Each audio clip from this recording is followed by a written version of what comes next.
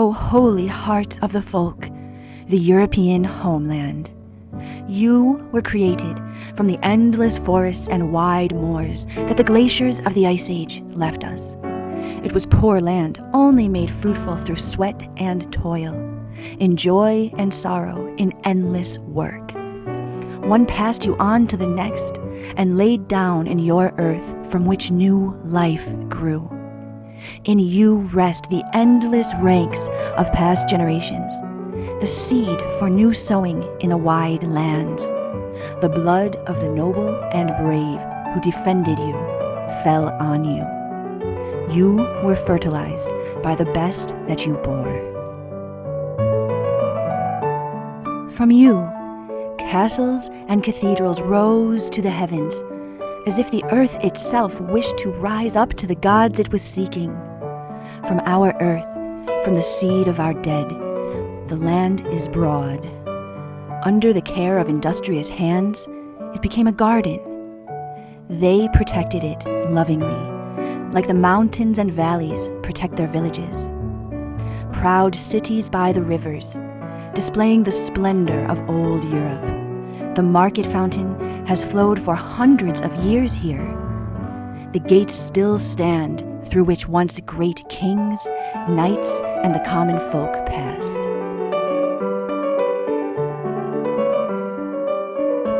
The silver stream of fate winds through, and we find our homeland nearly lost. The heart almost stops. How one wishes to stroke the distant forests as one would an old and beloved face. But the heart beats once more with the knowledge that we are still standing. Our castle of the knights stands as an eternal testimony of European strength and virtue. There are the fields from which great eagles rose to the sun, and there is still a memory of our heroic dead. And the eternal memory of the continent that withstood the world as long as it believed in itself.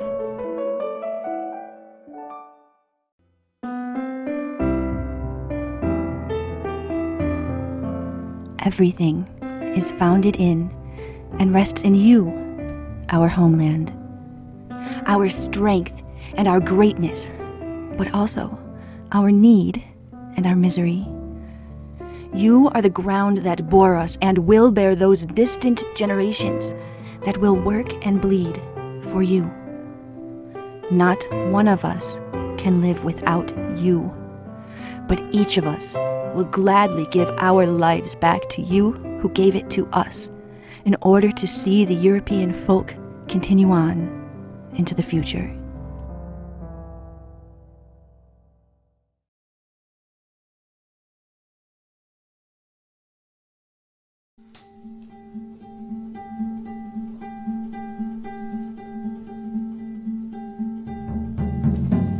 You carry in your blood the holy inheritance of your fathers and forefathers, of your mothers and their mothers.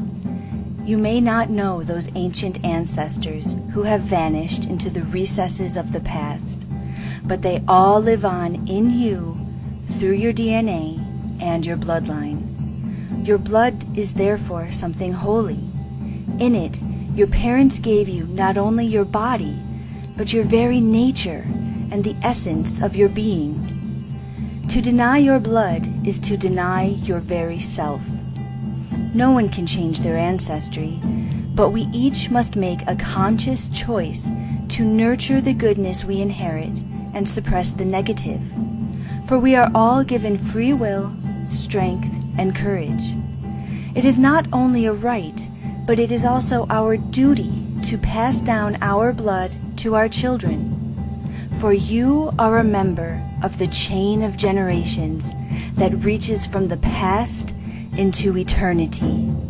And this link of the chain that you represent must do its part so that the chain is never broken. Blood is the carrier of life force.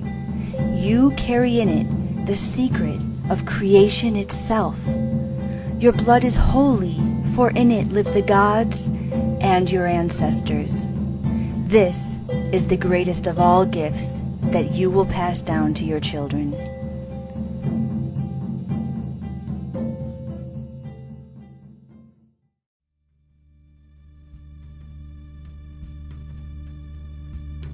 The earliest form of religion for virtually all of humanity was ancestor veneration, which was part of an animistic worldview. Merriam-Webster defines animism as 1. A doctrine that the vital principle of organic development is immaterial spirit, 2. Attribution of conscious life to objects in and phenomena of nature or to inanimate objects, 3. Belief in the existence of spirits separable from bodies. And they defined ancestor worship as the custom of venerating deceased ancestors who are still considered a part of the family and whose spirits are believed to have the power to intervene in the affairs of the living. Therefore, it was believed that the human soul transcended mortal life and lived on in the immortal plane from whence ancestral spirits could intercede in earthly events.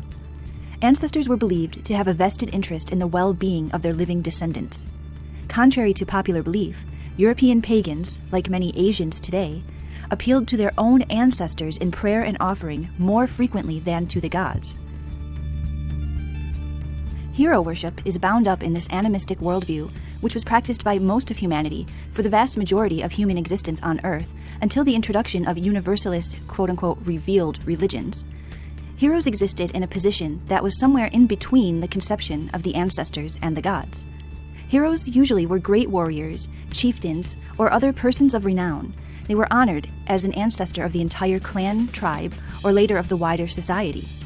In some cases, great heroes were honored in pagan temples besides the gods themselves.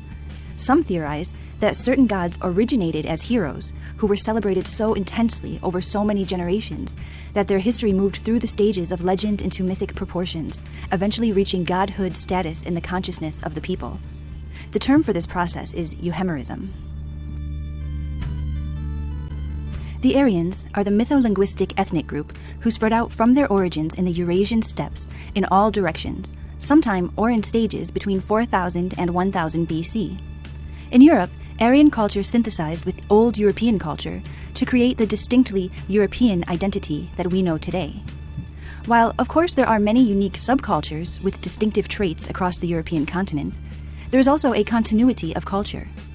It should be noted that not all European languages fall within the Aryan or Indo-European language family, but the vast majority do. Those whose languages fall outside of the Aryan language group, namely the Finno-Ugric family and the Basque language, still present close similarities in culture, folk tradition, mythos, etc., with their European neighbors due to thousands of years of cultural diffusion. While feminine divinity and female ancestors played a hugely important role in the faith of pagan Europeans, so did the masculine archetype of the hero, which we find was played out by women on occasion in both the lore and in history, but it is a male-dominated and quintessentially male archetype. The hero was seen in mythic figures like the Norse god Thor, who battled giants and monsters in his myths, and in the Greek heroic demigod Heracles. A medieval German historian named Adam of Bremen observed the Norse pagan temple at Uppsala and made note of the importance of heroic figures there. While people today assume that Odin is the chief of the Norse gods, Adam noted that it was the heroic Thor who had a place of prominence at Uppsala. In addition, he recorded that they also worship gods who were once men, whom they reckoned to be immortal because of their heroic acts. This hero worship was not restricted to the Northmen. Indeed, we know that statues of the emperors were placed beside the gods in religious temples in the Roman Empire, famously causing friction with the Jews in the New Testament. Admiration of ancestors and heroes was a value that was instilled in Roman citizens from youth. In an article found in a 1925 issue of the Classical Journal, John W. Spaeth Jr. explains, quote, "From his earliest days, the Roman boy of the better class was accustomed to see in the atrium of his home the lifelike masks of his more distinguished ancestors. Later, in the rhetorical schools, the boy was purposely sent to the annals of his ancestors to find subjects that might point a moral or adorn a tale, and thus the memory of past deeds was kept forever fresh." While the particulars may vary by culture, we can see that the importance of ancestors and cultural heroes was widespread in Aryan culture. William Gillies reports this in his article, Heroes and Ancestors, found in an early Celtic academic journal. He uses the famous Campbell clan to illustrate the importance of genealogy to Gaelic clan identity. In the case of the Scottish and Irish Gaels, genealogy was the driving force behind complex clan associations, which made up the political structure of their society. A fully fleshed out family ancestry was a point of not only pride, but also a determining factor to whether an individual or an entire family was worthy of respect. Bards were tasked with memorizing the genealogies of all the major families in the Celtic court. Again, history, myth, and legend were blended and merged into a tapestry that gave individuals, families, and clans an identity rooted deeply in their cultural heritage. This video has been an excerpt of the longer and more in-depth article, Hero and Ancestor Veneration in Aryan Culture by Carolyn Emerick, featured in Europa Sun Issue 3, available at Amazon.com. You can download Europa Sun Issue 1 for free at carolynemerick.com/Europa Sun.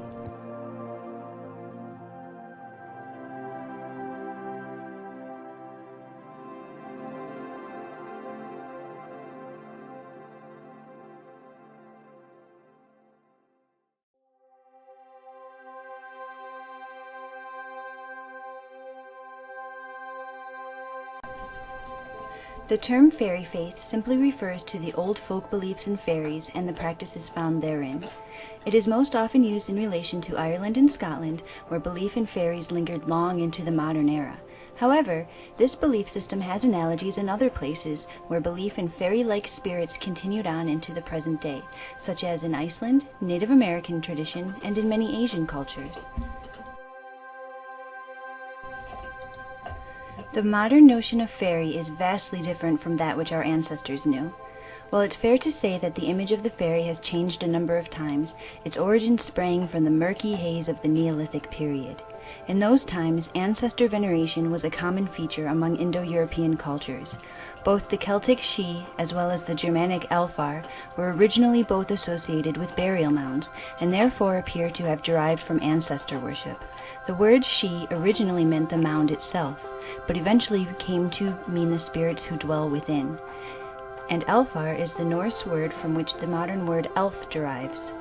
Even into the modern era, fairies continued to be associated with the dead. In fact, some folklorists have noted that in folk accounts there is not a clear differentiation between ghosts and fairies.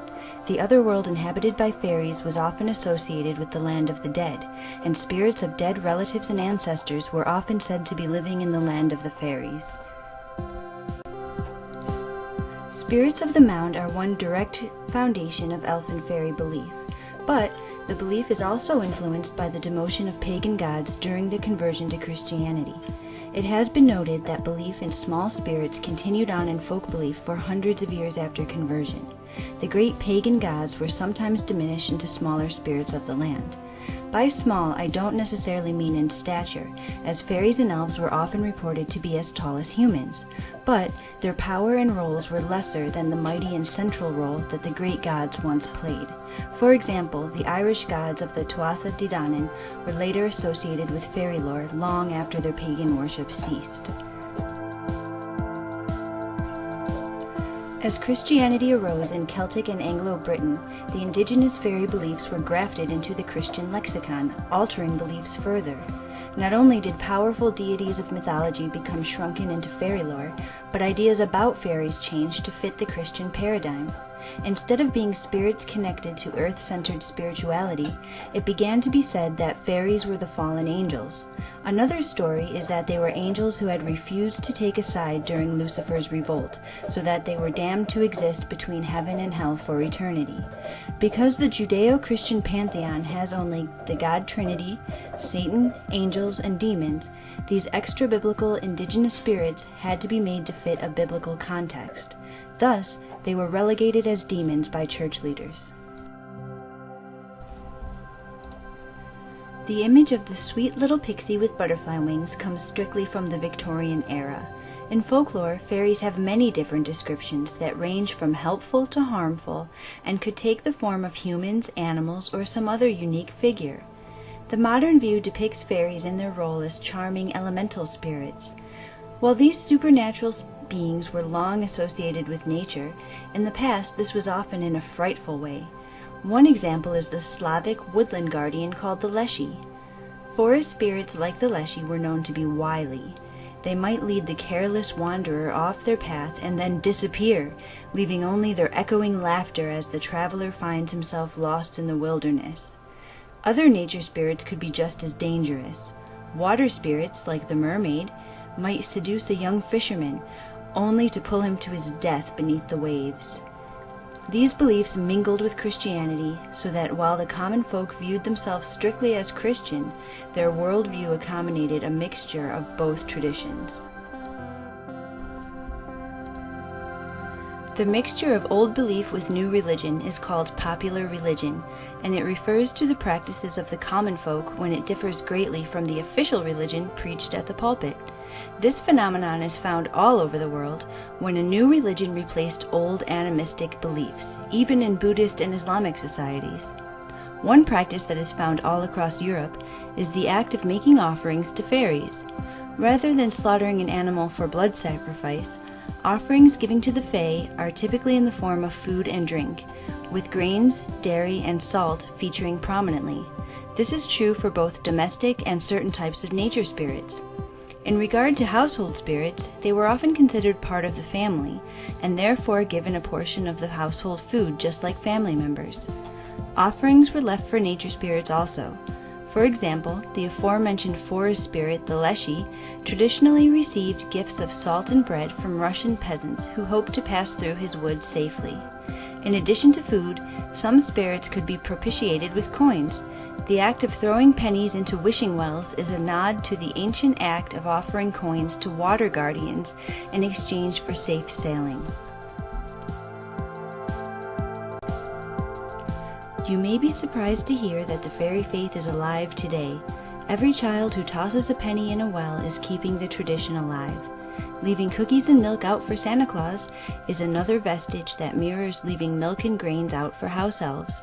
While perhaps less common, reports of fairy sightings or interactions are still recorded today, and with the rise of neo-paganism in recent years, fairy belief has regained a home in the lexicon of modern religion. My name is Carolyn Emerick, and I write on European historical folk belief. Please visit my website to read more.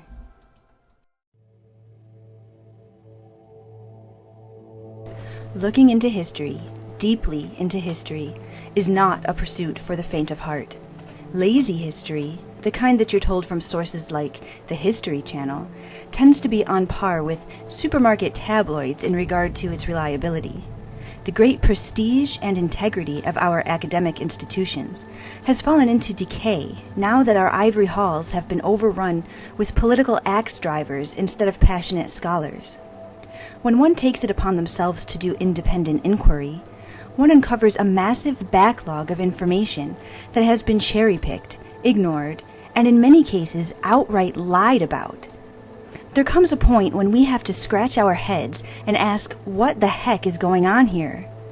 The history being told about white Europeans in the mainstream today amounts to egregious slander to anyone who knows a broader view of history than the distorted and agenda-driven version that our young people are being manipulated by en masse. There are so many subjects to explore, and each one has many facets and substrains that there is ample material for us to pore over as this magazine, Europa Sun, progresses. But we will attempt to shine a light on the mistruths being told about our cultural heritage, while we also celebrate the beauty of our own ethnoculture. One area that merits intensive study is the issue of slavery. This broad subject, I'm sure, will be dissected several times as we continue to publish Europa Sun, because there is a vast amount of deliberately hidden information on this topic, such as black slave owners in America, American Indians owning black slaves, white slaves in the Caribbean, and so forth. But one area of slavery that merits numerous articles of examination is the Barbary slave trade. There is much to say on this issue, and we will say it all as time goes on. But for now, we will take the opportunity to make some quick observations. When the point is made that slavery existed throughout human history and was practiced by all races of people, the agenda-driven argument responds by insisting that only slavery by white American masters was race-based. Conveniently, they forget that both blacks and Indians also held black slaves in America. But an important point that's expressly valuable considering current events is that Islamic slavery was religion-based. Islam has always promoted the slaughter of pagans, which essentially applies to anyone practicing an indigenous native faith. Modern liberals attempt to soften the impression of Islam by saying that it was lenient to the people of the book, meaning Christians and Jews. Well, if sparing them from immediate slaughter is lenient, I guess that might be true. However, Islamists have systematically, militarily, and otherwise targeted Christians for violent subjugation since Islam was first founded by the pedophilic warlord Muhammad himself. As we will explore in Europa Sun, the First Crusade was a defensive maneuver against Islamic aggression against Europeans. If we look closely at history, we see that Islamists have consistently provoked Europeans into response time and time again since that militant ideology was founded. Provocations against Europeans had been well underway long before Pope Urban II called for the First Crusade in 1095 AD. This event has repeated parallels when we look at history. Looking earlier in history, we see that Charlemagne had to move into Spain to halt Muslim incursions into Europe on the Western Front way back in the 8th century AD. Earlier in the same century, the famous Charles Martel led the French in the Battle of Tours against Muslim invaders. And of course, if we move ahead much later in time, Vlad Tepes, more famously known as Vlad the Impaler, heroically defended Europe from Muslim invaders on the Eastern Front. Of course, these are only the most famous examples, but there are many, many more. It is time to take the telling of our history into our own hands. It is time to challenge the agenda that is actively turning our children against their own cultural heritage. We must call the enemy out on their distortions, their omissions, and their blatant mistruths. But most importantly, we must prepare our children to brace these psychological onslaughts. They must be told from birth that they come from a lineage to be proud of. European men and women are a noble people of honor and integrity, and we will be silent in the face of slander no more. This video is just a short excerpt from the article Telling the Truth About History by Carolyn Emerick, editor of Europa Sun, Celebrating Western Culture, available at Amazon.com.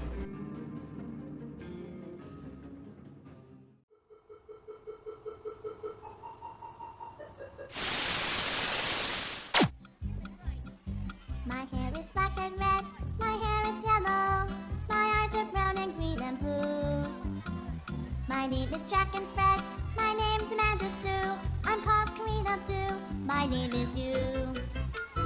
I live in southern France, I'm from a Texas ranch, I come from Mecca and Peru. I live across the street, in the mountains, on the beach, I come from everywhere, and my name is you. We all sing with the same voice, the same song, the same voice. We all sing with the same voice, and we sing in harmony. Sometimes I get mad and mean, sometimes I feel happy, and when I want to cry I do. When I'm by myself at night, I hold my teddy tight until the morning light. My name is you. I have sisters 1, 2, 3. In my family there's just me. I've got one daddy, I've got two. Grandpa helps me cross the street. My cat walks on furry feet. I love my parakeet. My name is you. We all sing with the same voice, the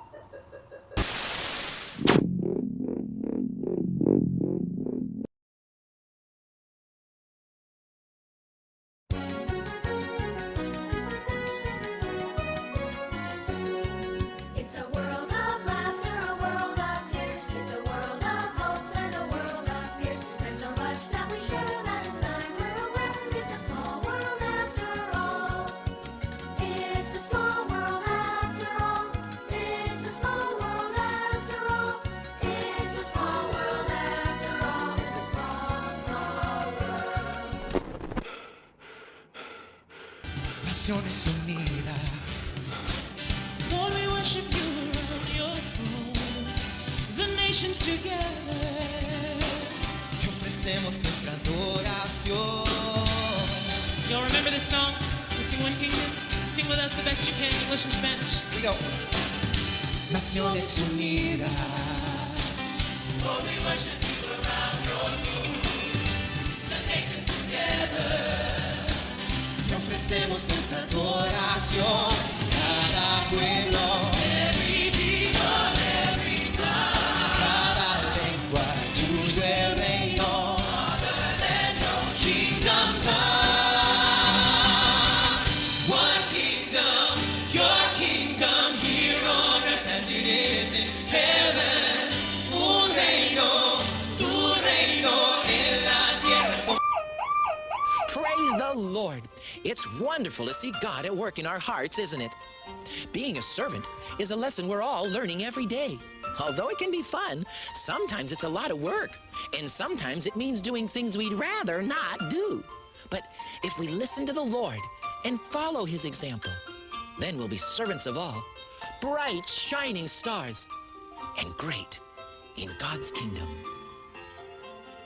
Make me a servant, humble and meek. Lord, let me lift up those who are weak. And may the prayer of my heart always be. Make me a servant, make me a servant, make me a servant today. Make me a servant, humble and meek. Lord, let me lift up those who are weak. And may the prayer of my heart always be. Make me a servant, make me a servant, make me a servant today.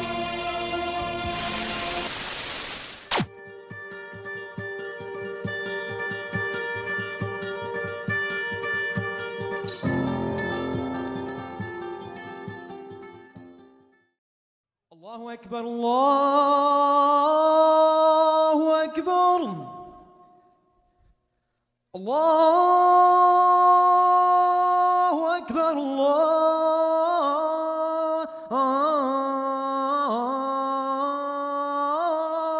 Akbar. Ashhadu an la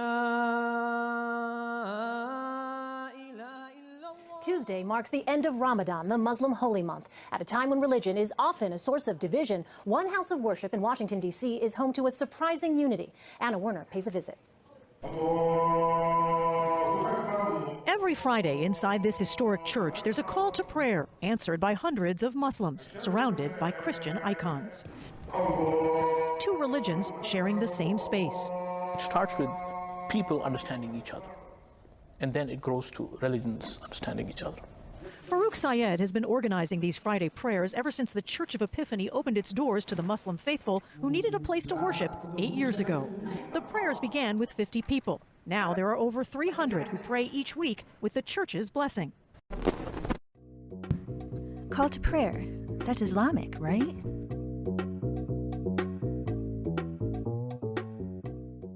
Allahu Akbar,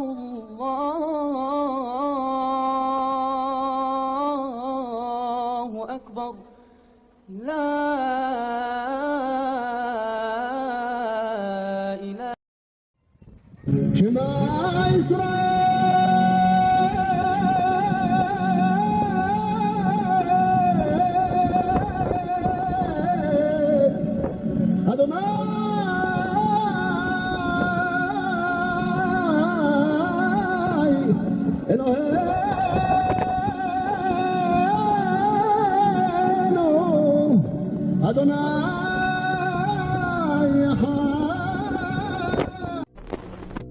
Okay, so Muslims and Jews do a call to prayer, but not Christians, right?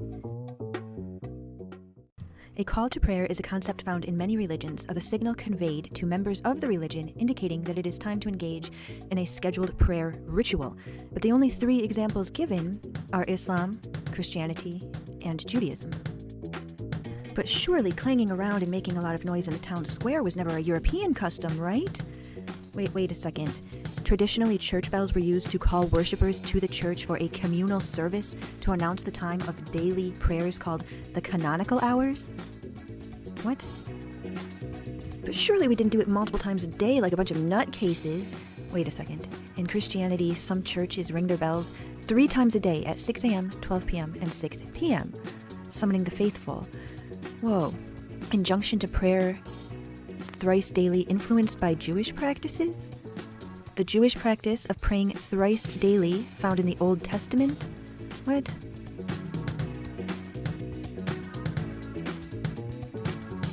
Wait a second, so this practice supplanted the former Jewish custom? What does that mean? Hebrew tradition?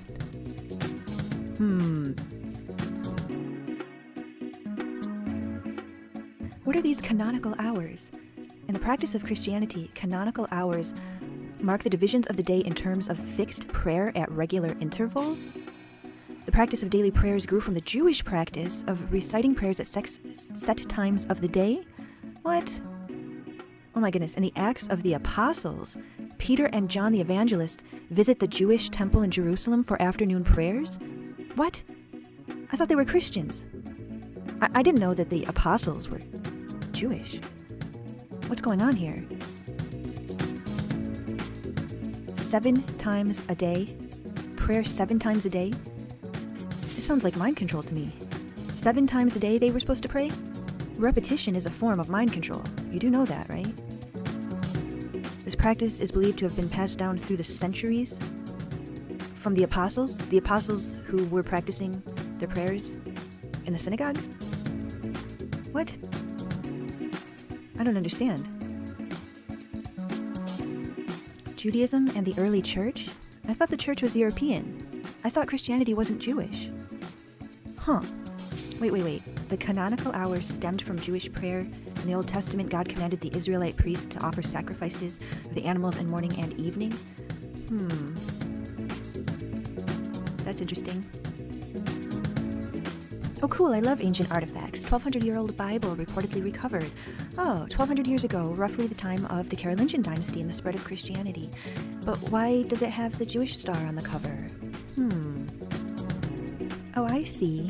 There's a cross on the inside and the Star of David on the outside, okay. Oh, let's look at some Christian news sites and see how they're reporting it.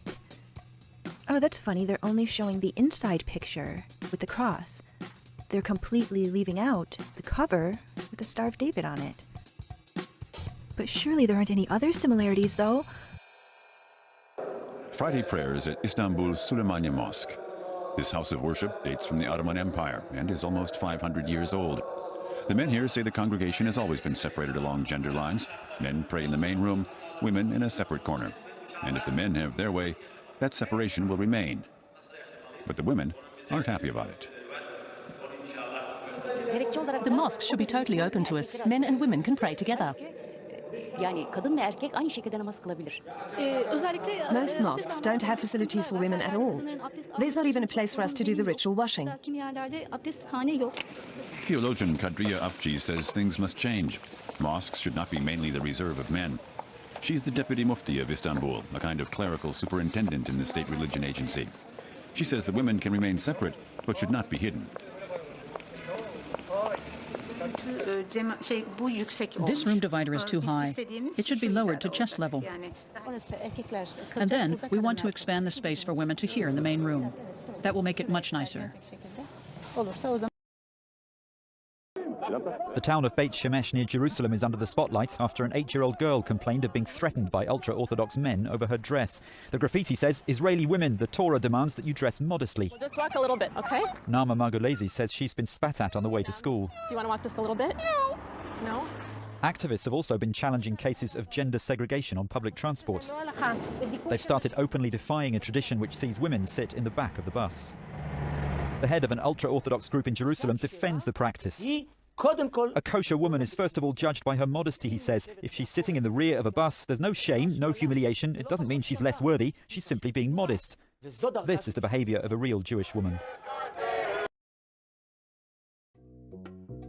Okay, but misogyny is Middle Eastern and Christianity is European, right? So Christianity never endorsed misogyny, right? Thousands of medieval trinkets discovered in Scandinavian churches. Oh, cool. I love archaeology. I wonder what they found.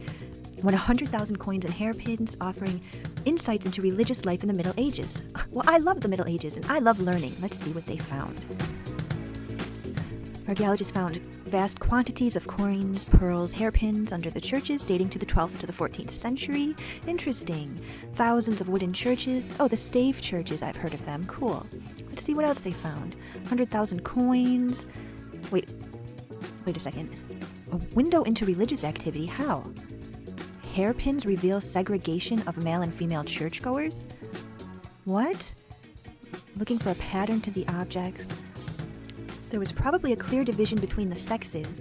Most likely the women stood on the north and the men on the south, but that doesn't mean misogyny, right? Right? Wait, when they investigated where the hairpins, pearls, and other objects associated with women were, 95% were on the north side of the nave.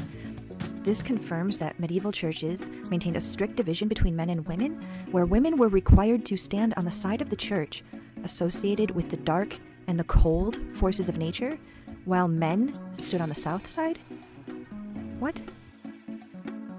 Only one letter, written in 1590 by Rebecca Lemp, survives. O husband, they take me from thee by force. How can God suffer it? My heart is nearly broken.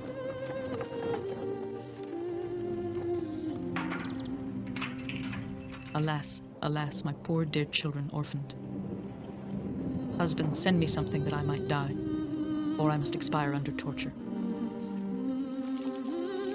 If thou canst not today, do it tomorrow.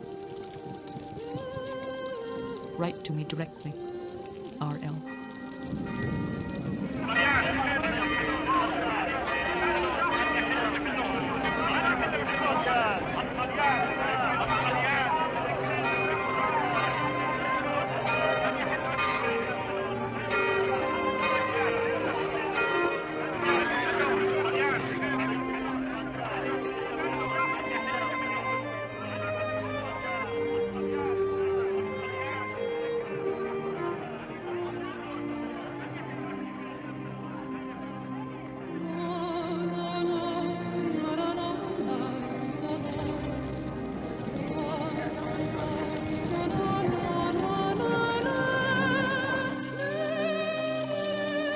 Near the city of Trier, 2 entire villages were exterminated.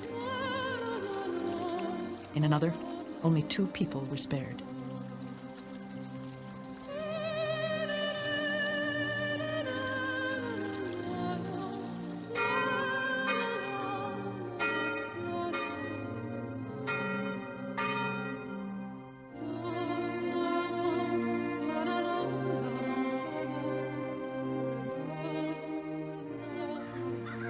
It took the church 200 years of terror and death to transform the image of paganism into devil worship and folk culture into heresy.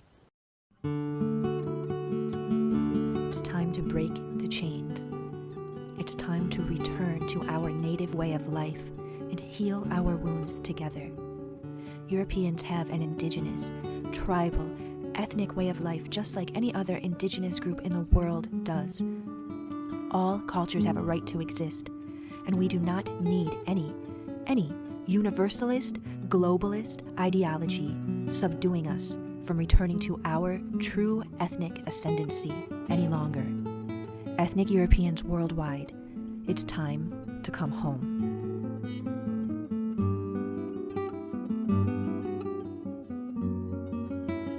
Learn more about our own indigenous cultural heritage and find your way home.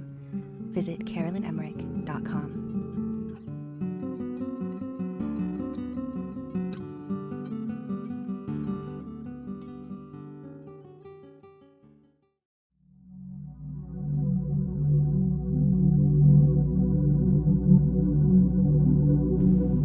Europe, just like any other region of the world, possesses its own indigenous ethnoculture that is a rich tapestry of unique diversity.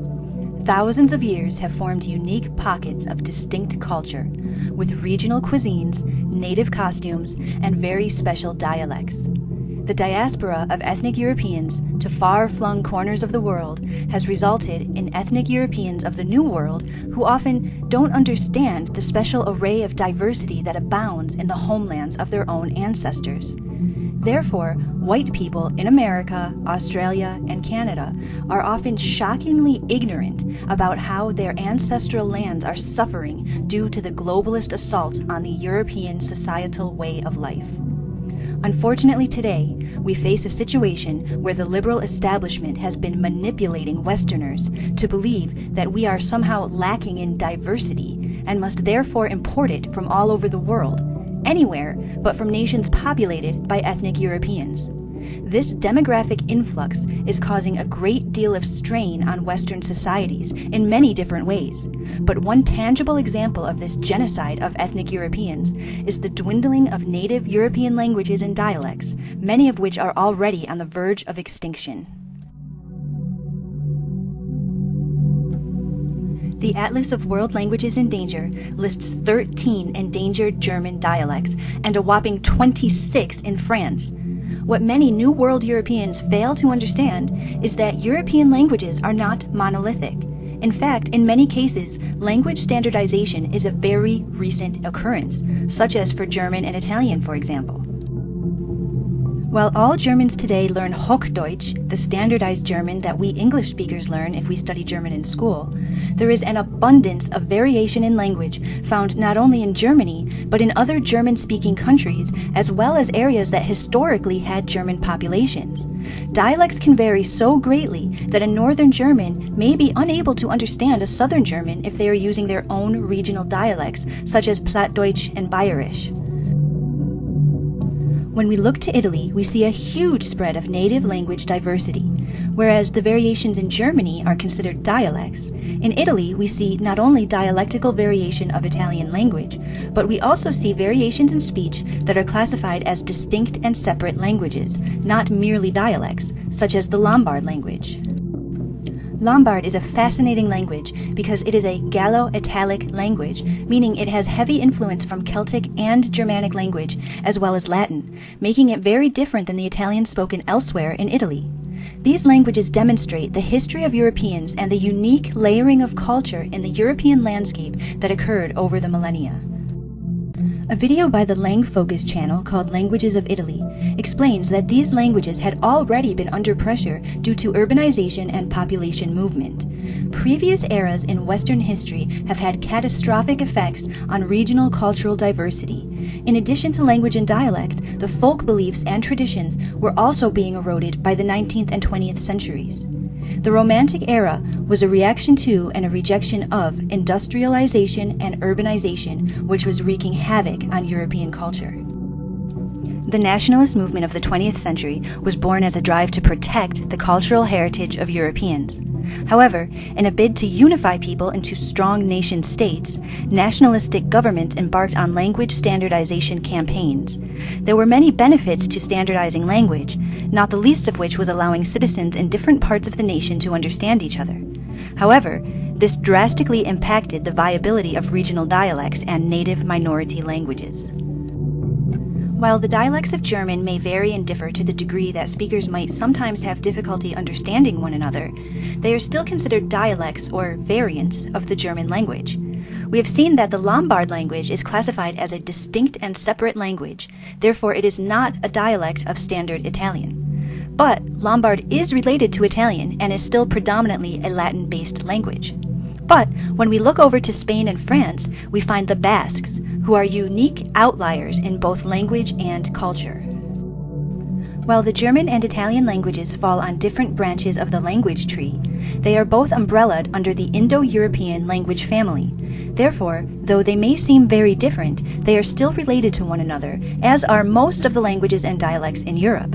However, the Basques stand out because they do not relate to any other known language, not only in Europe, but in the entire world. the vast majority of European languages are in the Indo-European language family. The languages of the Finns, Sami, and Hungarians stand apart because they are not Indo-European, but rather in the Uralic family. The Basque language, however, does not belong to any other known language family. Unfortunately, the nationalism of Spain in the 20th century, while it had good intentions, did devastate the Basque culture and language. However, the Basques are holding on much better in Spain than they are, quite sadly, in France. Another video by Langfocus called Basque, A Language of Mystery, mentions that the French government does not recognize any native language other than standardized French. This is shocking and should be deeply offensive to ethnic Europeans worldwide when one considers that among the regional dialect variations on the French language, there are also distinct languages like Celtic Breton and German Alsatian spoken within the borders of France, both of which have been dwindling for generations. Meanwhile, France has been importing non-European immigrants and harboring illegal invading migrants at vastly greater numbers than any other nation, not only in Europe, but very likely the world, when one considers that no other region on the planet welcomes foreign illegal migrants the way that Europe is at the moment. The French government, it would seem, should explain to everyone why it hates native French ethnoculture so much. Here we have the Basques, a minority in the truest sense of the word, a tiny ethnic group with a unique language and a genetic footprint that stands apart from the rest of Europe, and France is doing nothing to protect them, while it imports millions of foreigners who are the majority demographic in terms of world population statistics. But the same irresponsibility and downright contempt for native European culture can be found in nearby nations as well. The United Kingdom is home to many forms of Celtic language, as well as dozens of dialects of English, many of which have close roots to the original speech of the very first Anglo-Saxons. But instead of making an effort to preserve this important cultural heritage, the UK government is making concessions for illegal immigrants and using taxes of hard-working British people to pay for foreigners who live off of their taxes and refuse to work. These unemployed migrants then reproduce in vast numbers, but native Britons will consistently tell you that they cannot afford to have more children. What is going on here? Native Europeans are being taxed for their own demographic replacement. In not too distant history, people could see what was happening and could be open and honest about it. A 2013 BBC report discussed the dying dialects of Britain, and two older gentlemen wondered aloud why their government had funds to repair the local cathedral, but not to preserve their actual culture. They were quoted as saying, "It is part of our heritage. They spend thousands preserving the local cathedral. But what about our culture? It is intangible heritage, and it's blowing away in the wind." The frightening truth is, Europeans are running out of time.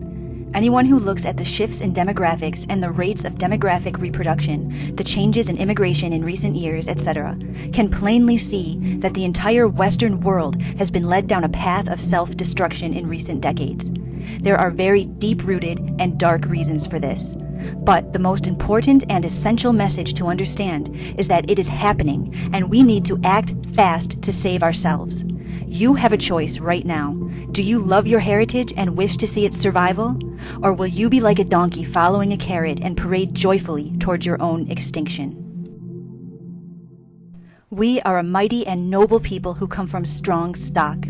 We have never allowed ourselves to be cowed in this way, no matter what eternal threat we have faced. But now, the threat is insidious, for it comes from within. The time has come to call it out, root it out, cut out the cancer, so that we can heal and become a healthy culture once again. Will we champion our own genocide, or do we have the will to survive? Links to all sources cited in this video are in the article, which is linked in the description below. My name is Carolyn Emerick. I write about the history, folklore, and mythology of Northern Europe. Please visit my website, carolynemerick.com, to learn more.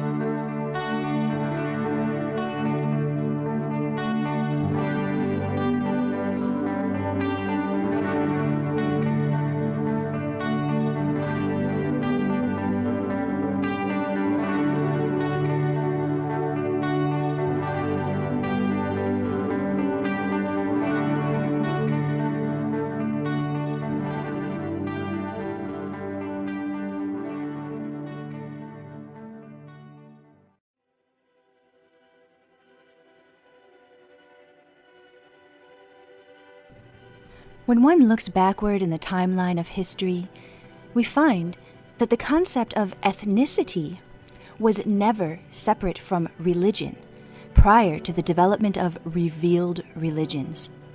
This is a universal truth for all people worldwide. And when we have seen ethnic identitarian movements for non-European peoples become the norm in the West for decades now, it behooves us to take a look at the spiritual worldview indigenous to European culture and how it relates to ethnic European identity. Ethnic Europeans worldwide are waking up to the understanding that we stand at a crossroads today. We in the New World have slowly seen our nations change from European colonies to nations founded and populated by European descendants, to slowly trickling in other demographics. That slow drip has been ramped up to a flood in recent decades. But all the while, we always looked to the Old World with the thought that our roots were secure and preserved in the homelands. Now, many of us in the New and Old Worlds are panicking as we see that the globalist elite is working to dismantle the cultures that founded our societies. There are many who see a correlation with the loss of our nations and the erosion of Christianity. I take a completely different view, and I beg Christians to listen with an open mind. It is paramount to stress the importance of our European cultural inheritance. That Christianity has had a footprint on the face of Europe for roughly 1,000 years is undeniable. But the notion that European culture was changed by Christianity rather than Christianity adapting to suit Europeans is demonstrable of a complete misunderstanding of the co-development of Christianity within Europe and European culture. Moreover, it is offensive to assert that Europeans had no culture or civilization prior to Mediterranean, Middle Eastern acculturation. Right now, when our very survival is at stake, when we see so many of our white brethren operating under liberal indoctrination that psychologically manipulates them into a state of self-loathing masochism, I cannot abide by the same kind of self-loathing by conservative white Christians who disparage the native culture of their own ancestry.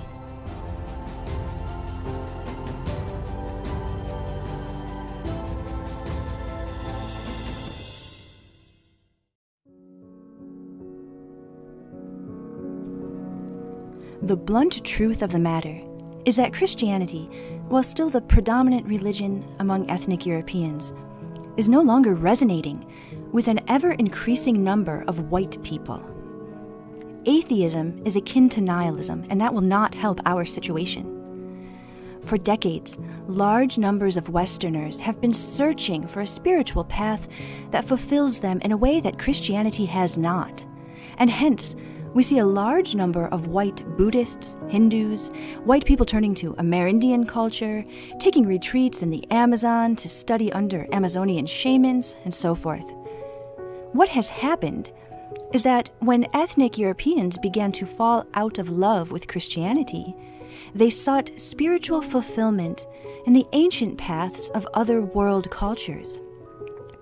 There is nothing wrong with respecting and learning from other cultures, but it resulted in a fetishizing of foreign cultures, while our own culture has continued to atrophy. Many who lack the historical knowledge on this subject tend to place the European native faith movement in the New Age box. Again, it's a lack of contextual insight that is allowing too many ethnic Europeans to dismiss a spiritual movement based on incorrect assumptions. There was a rather large pagan revival as far back as the 1800s in Romantic-era Europe. This spiritual interest was part of the folkish movement in Germany that laid the bedrock foundation for the kind of nationalistic rise we hope to see in the West today. This occurred simultaneously in the United Kingdom, and in fact, there had been native faith movements going all the way back to the Enlightenment era. Most importantly, however, is the need to impress upon the reader the controversial view that indigenous European spirituality never actually died out at all.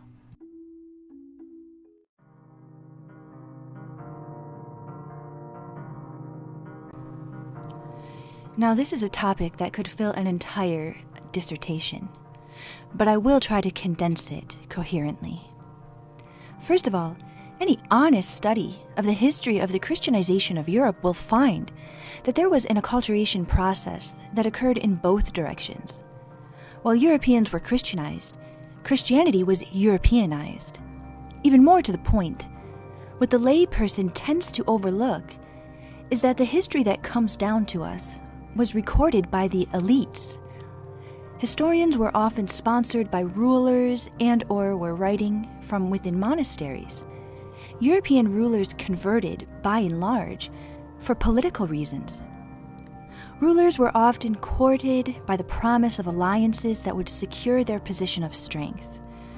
Therefore, religion was bound up with the religion of the nobility class, and only the naive fail to grasp that the vast majority of official history is written for the purposes of national identity and propaganda, especially before the age of independent scholarship and mass media.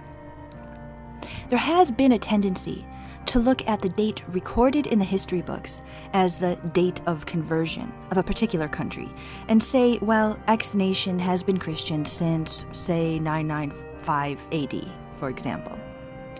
The reality is rather different. For in an age when the peasantry was often illiterate, and there was no television, radio, or newspapers to get the messaging out to the masses, the commoners largely missed the memo that they were no longer pagans. Again, this is misunderstood without the historical and contextual insight. What tends to occur when an outside religion is hoisted upon a native population is a phenomenon called by scholars popular religion. This is the form of spirituality practiced on the ground by the people, as opposed to the official version sanctioned by the church.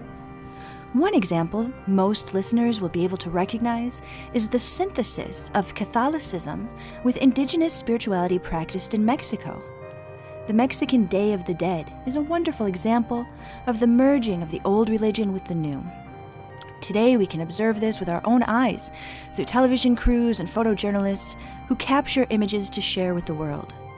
But when this synthesis was occurring with our own people, the only people who had a say in what the media messaging was being broadcast, and indeed what was preserved for posterity, were the church and the ruling elites.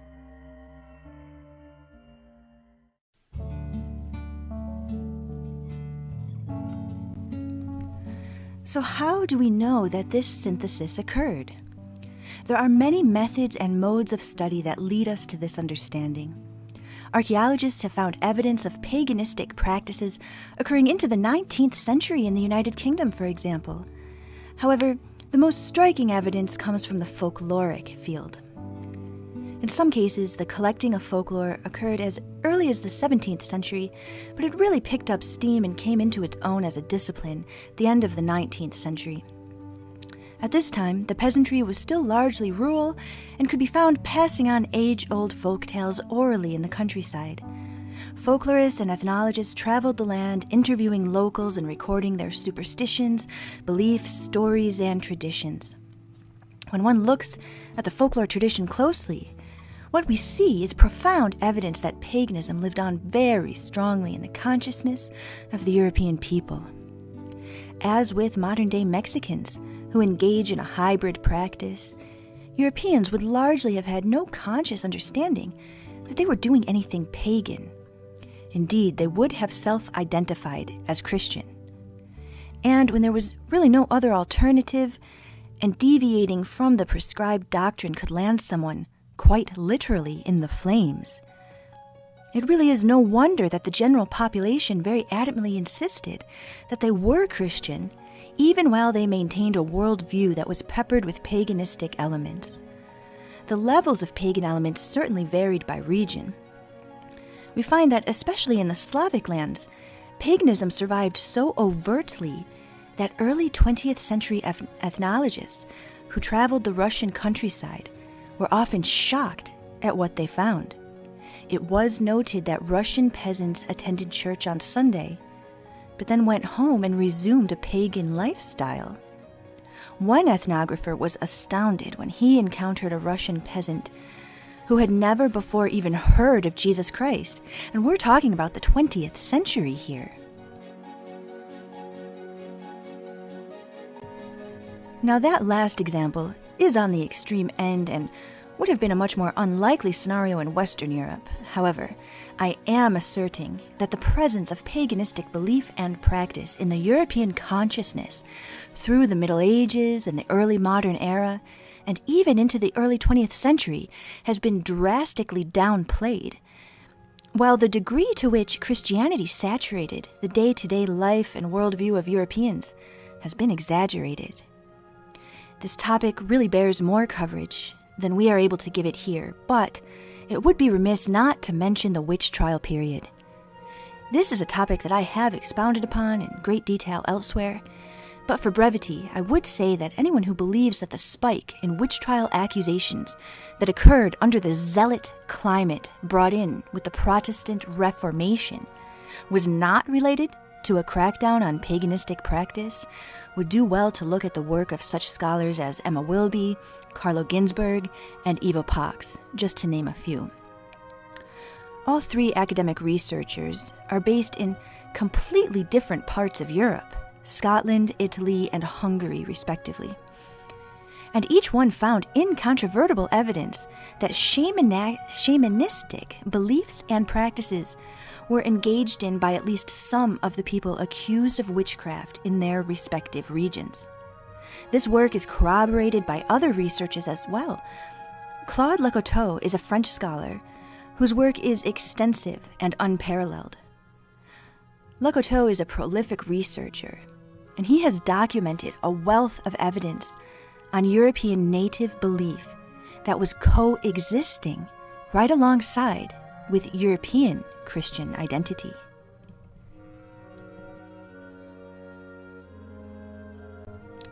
Thus, the point of this background information is to assert that returning to native faith is in no way a feeble attempt to reconnect to a long-dead belief system that we are disconnected from by a supposed span of 1,000 years. Not only have Reconstructionists dedicated immense study into what survives of the pre-Christian era, but other scholars are demonstrating that indigenous European folkways lived on right along, even when Europeans self-identified as Christian.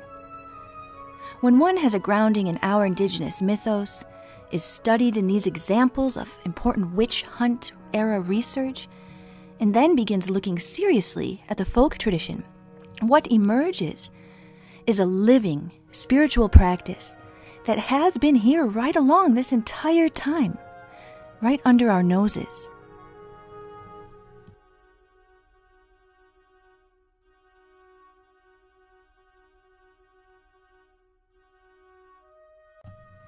This discussion is intended to reach out to ethnic Europeans who find that Christianity is just not speaking to them.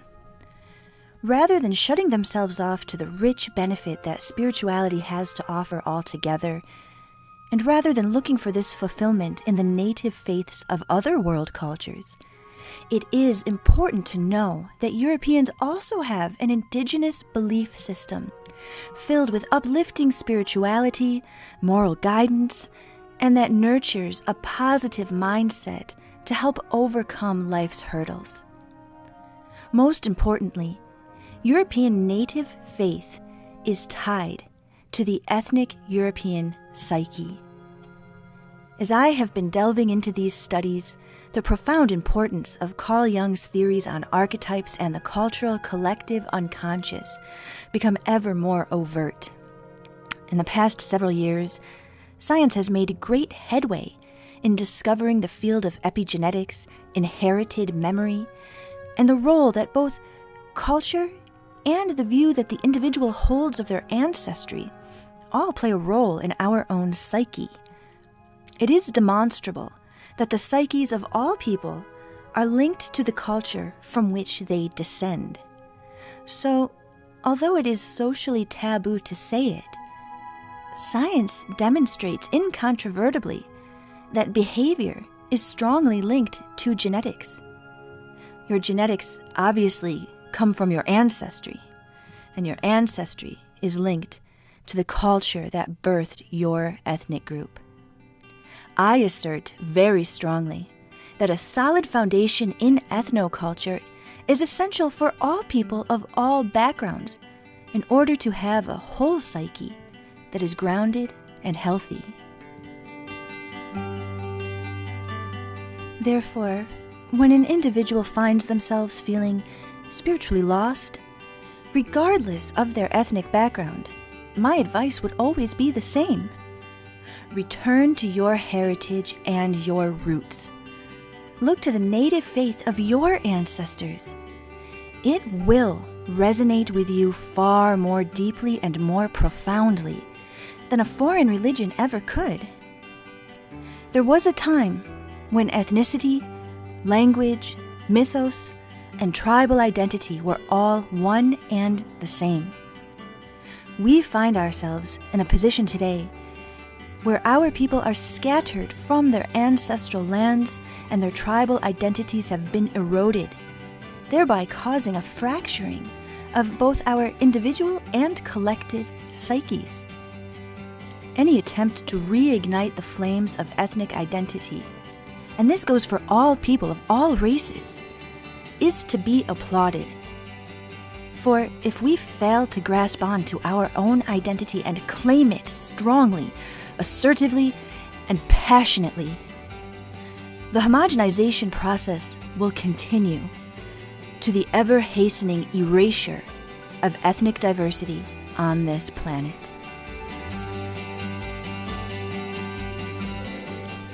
This video has been a recitation of the article Embracing Ethnic Identity with European Native Faith by Carolyn Emerick, published in Europa Sun Issue 1.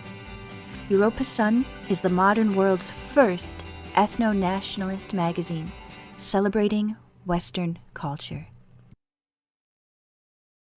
Read more about European history, heritage, culture, and native faith at www.carolynemerick.com.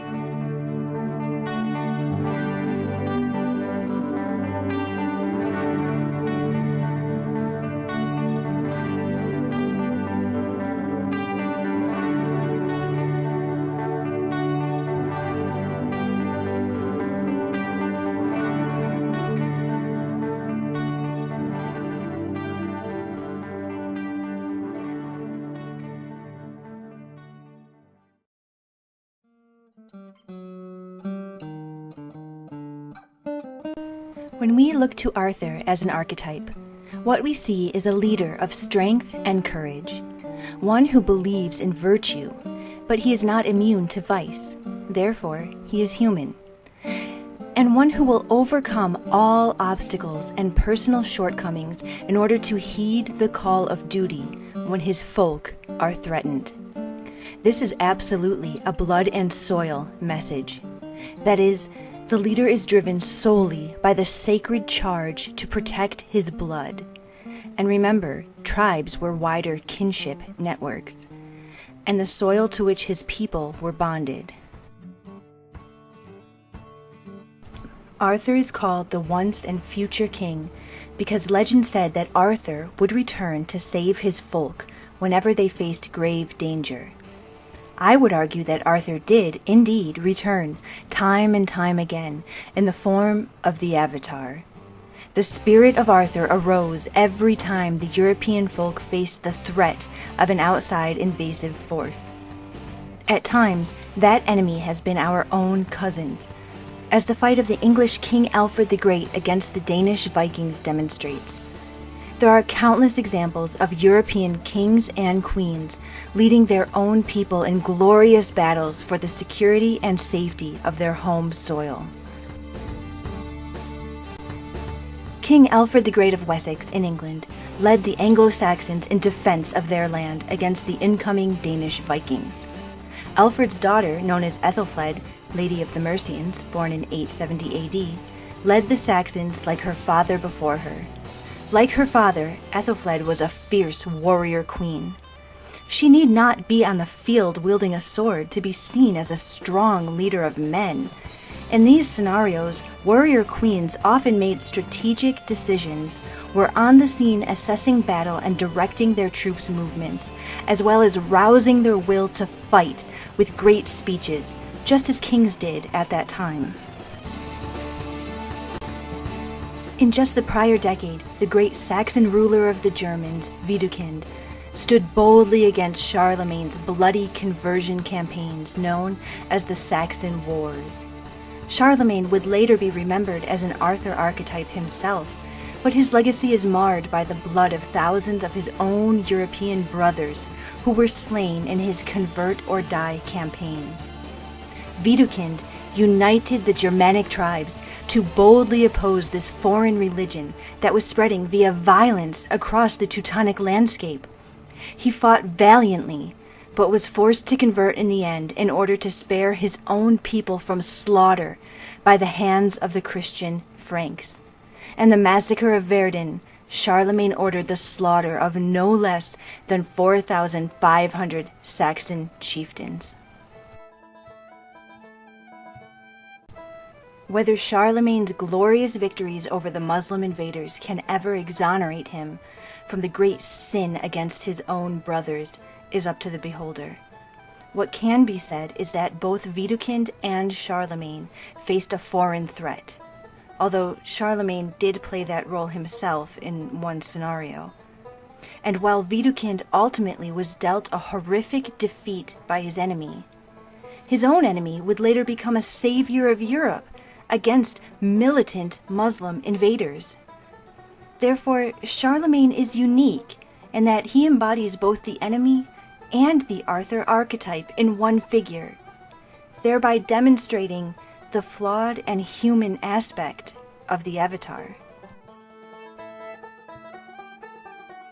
European history is rife with such examples of the Arthur archetype. Most are not quite as complex as Charlemagne's. On the other hand, perhaps they are, but in other ways. Take Vlad Tepes of Wallachia, now in Romania. He was better known as Vlad the Impaler. Vlad was born in approximately 1430 AD, and he was taken as a political hostage as a child by the Ottomans. Hostage-taking of the children of rulers was a common practice in the ancient world. It was done to ensure that their parent would remain loyal to the empire that held their children. The famous German hero Arminius, another Arthur archetype, had also been taken hostage by a foreign empire, Rome. Interestingly, in the case of both Vlad Tepes and Arminius, both of these heroes turned on their captors and fought valiantly for their own blood folk. The message I have for my folk is that the blunt truth of the situation is that we now have leaders in power who are working against their own people. Never in the history of humanity has this happened. Our leaders are paid off, or otherwise lured by whatever lurid bribes go on behind the scenes, to work for a globalist elite who has no desire whatsoever to work for the benefit of you or me. This should be frightening, for we are more vulnerable than ever before. We, ethnic Europeans, are being erased from the face of the planet as a cohesive ethnic group. Never before in the history of humanity has there been no sense of duty to their people on the part of national leadership. Quite the contrary, our leaders have incentive to work for the opposite. We need the Arthur archetype right now, perhaps in a bigger way than ever before. The leader who must emerge faces the most sinister enemy we have ever faced. For the enemy is insidious and resides like a nest of vipers in our own bed. We need a leader who can arouse our folk to the reality of the external and internal enemy, and instill within us the will to stand up and fight for our own survival at a time when generations have been conditioned to lay down passively. This may seem daunting and even impossible, but there is good news. Unlike the failed attempt to save the Western world in the last century, this time our collective awakening is not limited to one nation only. This time, our awakening is occurring throughout the wider ethno-European landscape. We have real hope this time. We must be bold. We must have courage. And we must have the fortitude to see it through. We must realize that nothing worth its weight comes without a cost. But our own folk are worth this fight. I am in this fight, and I will go down fighting for you. If you stand with me and we stand together, we will win. Only when we are united can Arthur's spirit manifest in a new avatar to wield the sword of destiny.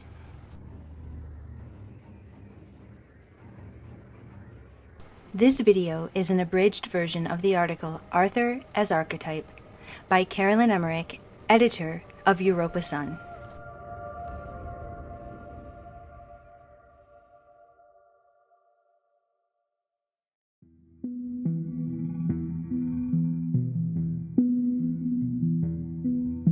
Joan of Arc is an enigmatic figure who still elicits interest centuries after her own lifetime.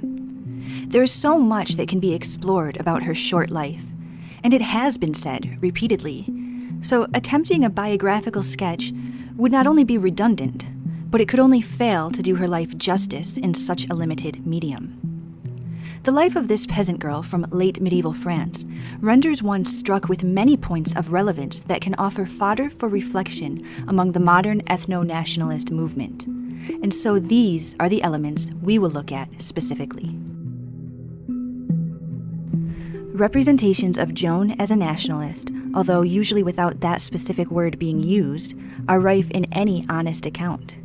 Even liberal authors, such as a theologian who betrays liberal leanings in his work, Donald Spoto, could not help but describe Joan in nationalistic terms as recently as 2008, which is just before the term nationalism was declared a dirty word by modern mainstream media. In his book, Joan, the Mysterious Life of the Heretic Who Became a Saint, he says, Joan fought and died to preserve the identity and particularity of a sovereign place. She dedicated herself to the unique and irreplaceable soul of a country. She did not believe that it was right for her country to be simply a fiefdom of the Kingdom of England. To use modern terms, she was horrified at the thought that the integrity of her country should be sacrificed to foreign empire building, unquote.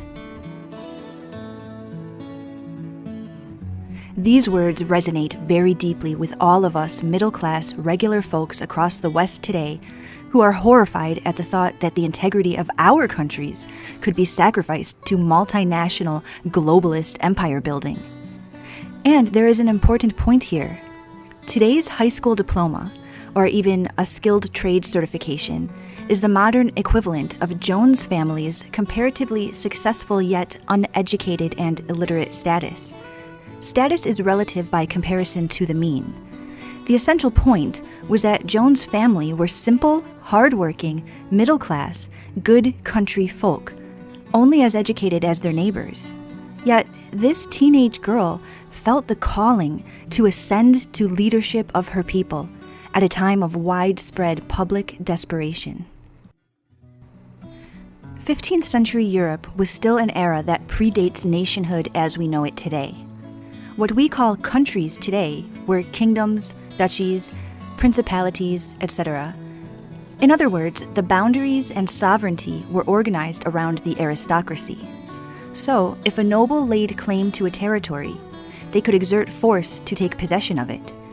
This is precisely the scenario regarding the Norman invasion of England in 1066, when a French noble fought for his right to the English crown by virtue of a legal claim. It was also the very reason the English were now invading France. Therefore, the idea of nationalism as we know it could not technically have existed in the medieval lexicon as such. Joan has been pointed to by historians as the first figure in history to define her nation by the concepts we use today. She considered France as a nation-state with a right to autonomy and self-sovereignty. Historians have wrestled over the issue of the supernatural in Joan's story. Were her visions real? Was she some kind of psychotic liar who used this story to validate her own ambition? Was she mentally ill? Conversely, theologians have used her visions as testimony of the validity of the Catholic faith. Joan's own faith was an integral part of her story. It was the source of her strength through every leg of her journey, from the moment she first donned men's armor and led thousands of rough and tumble fighting men toward battle, until the last 2 years of her life, facing relentless questioning while imprisoned by the English and Catholic authorities. Belief or incredulousness regarding the supernatural is somewhat irrelevant to the point. Whether the message came from the heavens or from her heart, something told Joan to rise up and fight. Yet it was the very church which had nurtured her own faith that eventually held her as a captive and burned her alive. Not only did the earthly authorities of her faith betray her, but so did the king whose very throne was secured by her own decisive actions. The French military, by all accounts, adored Joan. She roused their passions and their will to fight for their homeland. But she was not only a cheerleader and a figurehead. She made tactical and strategic decisions of warfare, and the generals listened to her. It is directly down to her decisions that the tide of the war turned, and France was able to place a French king, Charles VII, upon the throne. Yet, when she was captured and imprisoned, there was no attempt to rescue her. This is a lesson about the dark side of human nature. Often, heroes arrive, but are never recognized in their own lifetime. Joan's heroism was recognized by her countrymen, but no effort was made by the French to save the savior of France. We have to ask why. Could it be that her star was rising higher than the king's, which resulted in his jealousy? Perhaps Charles simply lacked the gumption and decisive nature that Joan herself possessed. When we look at this and see the obvious injustice of it, we should also take a moment to reflect upon this aspect of human nature in ourselves. Figures are rising to prominence right now within the nationalist movement with a desire to speak out and fight for the survival of European ethnoculture. There is also a subcurrent that sometimes rears an ugly head, one that attempts to smear, verbally attack, and destroy speakers and leaders on our own team. As with Charles VII, one can only guess at the motivations. Is it down to petty jealousy? Could it be simple dim-wittedness that cannot deduce the negative ramifications of the failure to unite? Likewise, it was the cardinals and bishops of the Catholic Church who signed the death warrant of a young woman who could only ever have been said to have been a faithful and devout member of their own religion. Do we want to be a movement who destroys our own? Joan's story is both inspiring and tragic. Her bravery and willingness to stand up and lead her people resulted in her own life sacrificed for her cause. Yet, an important point is that despite her life being snuffed out so quickly at just the age of 19, Joan's role in her people's struggle changed everything for France. While there are some very serious warnings for us in her tale, we can also find great inspiration. Joan the Maid demonstrates vividly that one obscure nobody from nowhere can emerge as a leader. An individual of modest origins from a place of zero authority or power of any kind, lacking in formal education, of any age or either gender, can stand up in defiance of the status quo. She also shows us that nationalistic love of one's own people, one's own homeland, and the determination to secure ethnic sovereignty is a cause worth dying for. This video has been an abridged version of the full article, Joan of Arc, the First Nationalist, in Europa Sun Issue 3, available at Amazon.com. You can download a free copy of Europa Sun Issue 1 at www.carolynemerick.com/Europa Sun.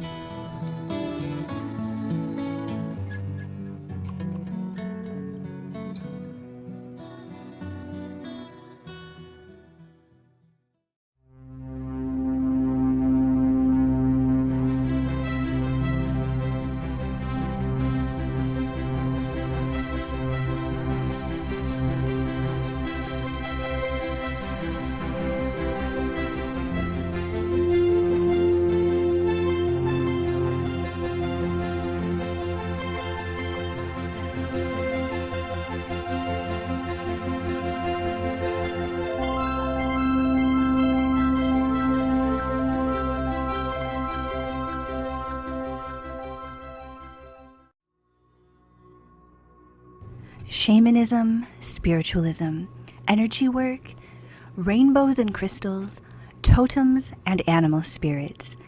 In our modern world, these things have existed in the realm of either exotic or non-white cultures, or they have been snugly in the possession of lefty wingnuts.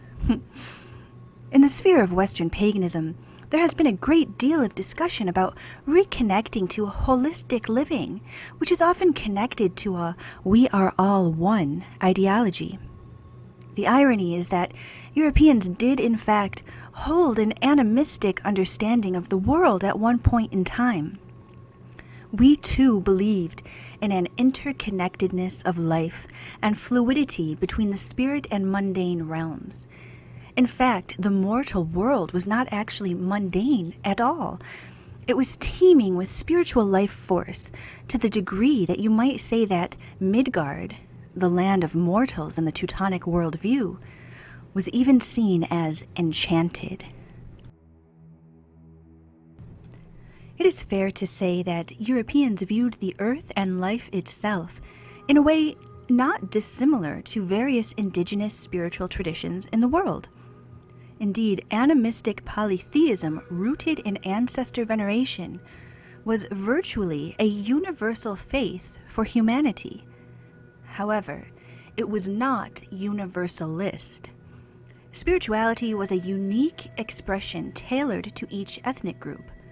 So while many themes can be found throughout the world in various ethnic faiths, each ethnic faith also varies with particulars and peculiarities that are specific to the people practicing it.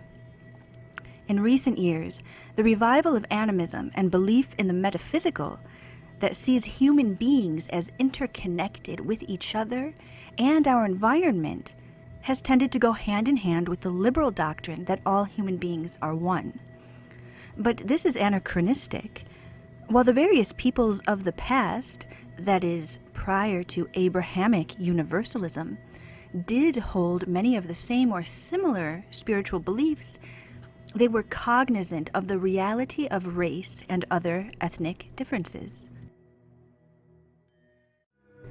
In other words, two different tribal groups may well have seen the landscape teeming with spirits, viewed themselves as interacting with both the spiritual and the material, and very likely believed in notions such as a cosmic web that connects all things. However, this in no way influenced people not to draw boundaries, borders, and engage in self-defense against neighboring rivals. In fact, it was universalist Christianity, not paganism, that was often used to make people forget their differences and join together in one ideological club. There was a clear understanding that the one God ideology was correlated with one people under one king. This is why Christianity was adopted by pagan kings looking to consolidate their power and expand their territory. Monotheism was useful to the feudal notion of monarchy. Monotheism was a tool to create monoculture, which helped to erase the differences between conquered tribes as they were merged into larger kingdoms. Therefore, the notion that an animistic worldview is equated with modern liberal one-world nonsense is anachronistic to historical pagan practice. An article by an author using the pen name Spangler on the Christian web journal called First Things sheds some light on this. The article, entitled Christian Muslim Jew, highlights the writings of a Jewish rabbi called Franz Rosenzweig. While Rosenzweig died in 1929, the author says that his philosophy was especially popular in the post-World War II era. Spangler describes World War II as a war between Abrahamism and neo-paganism, saying that, quote, after neo-paganism nearly conquered Europe, Rabbi Rosenzweig's contention that Christianity requires the presence of the Jews found great resonance, unquote. He continues, quoting again, pagans, Rosenzweig explained, have only the fragile and ultimately futile effort to preserve their physical continuity through blood and soil. Their hope for immortality takes the form of a perpetual fight for physical existence, which one day they must lose. Rosenzweig's sociology of religion thus offers unique insights into the origin and nature of civilizational conflict when he argues that a pagan people, ever sentient of the fragility of their existence, are always prepared to fight to the death, unquote. Much has been said over the years about paganism continuing to live on in the hearts and minds of ethnic Europeans. Rosenzweig's view that the presence of Jews in the West is a sort of paternalistic role which stops Europeans from reverting to paganism, with Gnostic Christianity being a form of Christianity that merges indigenous spiritual worldview with Abrahamic scripture. Spangler says that Rosenzweig, quote, began a new kind of dialogue between Judaism and Christianity when he argued that the two faiths complement one another, Christianity to propagate revelation to the world, and Judaism to convert the inner pagan inside each Christian, unquote.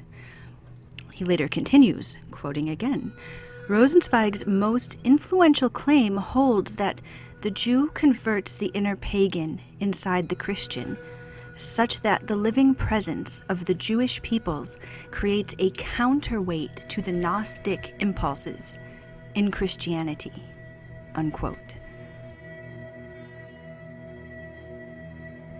Rosenzweig's worldview clearly saw Judaism and Christianity working together in unity against a blood and soil worldview.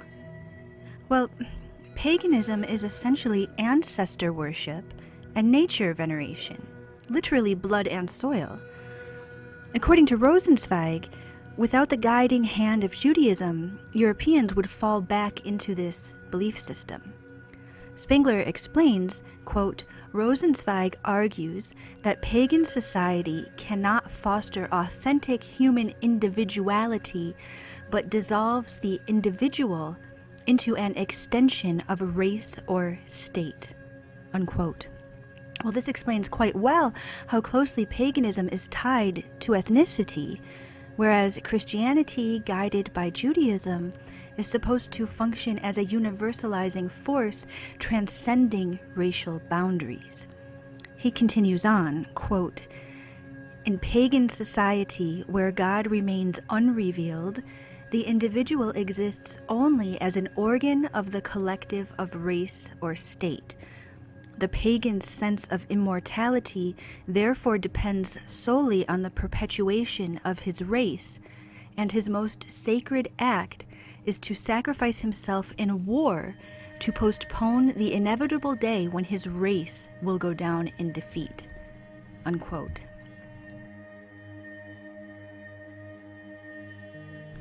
Well, I would say that this Jewish rabbi's views on paganism are accurate, and his discussion illuminates precisely why Christianity was used as the ideological tool to subdue disparate tribes into submission under an expanding empire with globalist aims. Indeed, if you begin to dig through old dictionaries for the definition of the word ethnic, what one finds is that before 1945 it had been used interchangeably with the words heathen and pagan. The word ethnos itself has origins in ancient Greek, wherein it was used to describe a collective group of creatures that are alike to one another. In the earliest usage, ethnos could be used interchangeably with words like hive, pack, flock, etc. However, it was also used to describe groups of people who were alike, such as a tribe or a race. The New Testament verse Romans 10:2 supports Rabbi Rosenzweig's point of view, quote, "For there is no difference between the Jew and the Greek, for the same Lord over all is rich unto all that call upon him," unquote. Add to this that the word used by Saul turned Paul of Tarsus in the original Greek New Testament, which has been translated into English as pagan, was originally ethnikos. It is quite clear that Rosenzweig was correct. Christianity had a directive to remove barriers between ethnicity, while paganism was synonymous with ethnic identity. Therefore, hippy-dippy pagans pushing no borders are practicing the wrong religion. But how did this confused form of paganism begin? In light of what Spangler said about Rosenzweig's views of paganism and Spangler's own assertion that World War II was, quote, neo-paganism nearly conquering Europe, unquote, it is interesting to look at the birth of Wicca. Modern liberal pagans owe a debt of gratitude to Gerald Gardner, the founder of Wicca.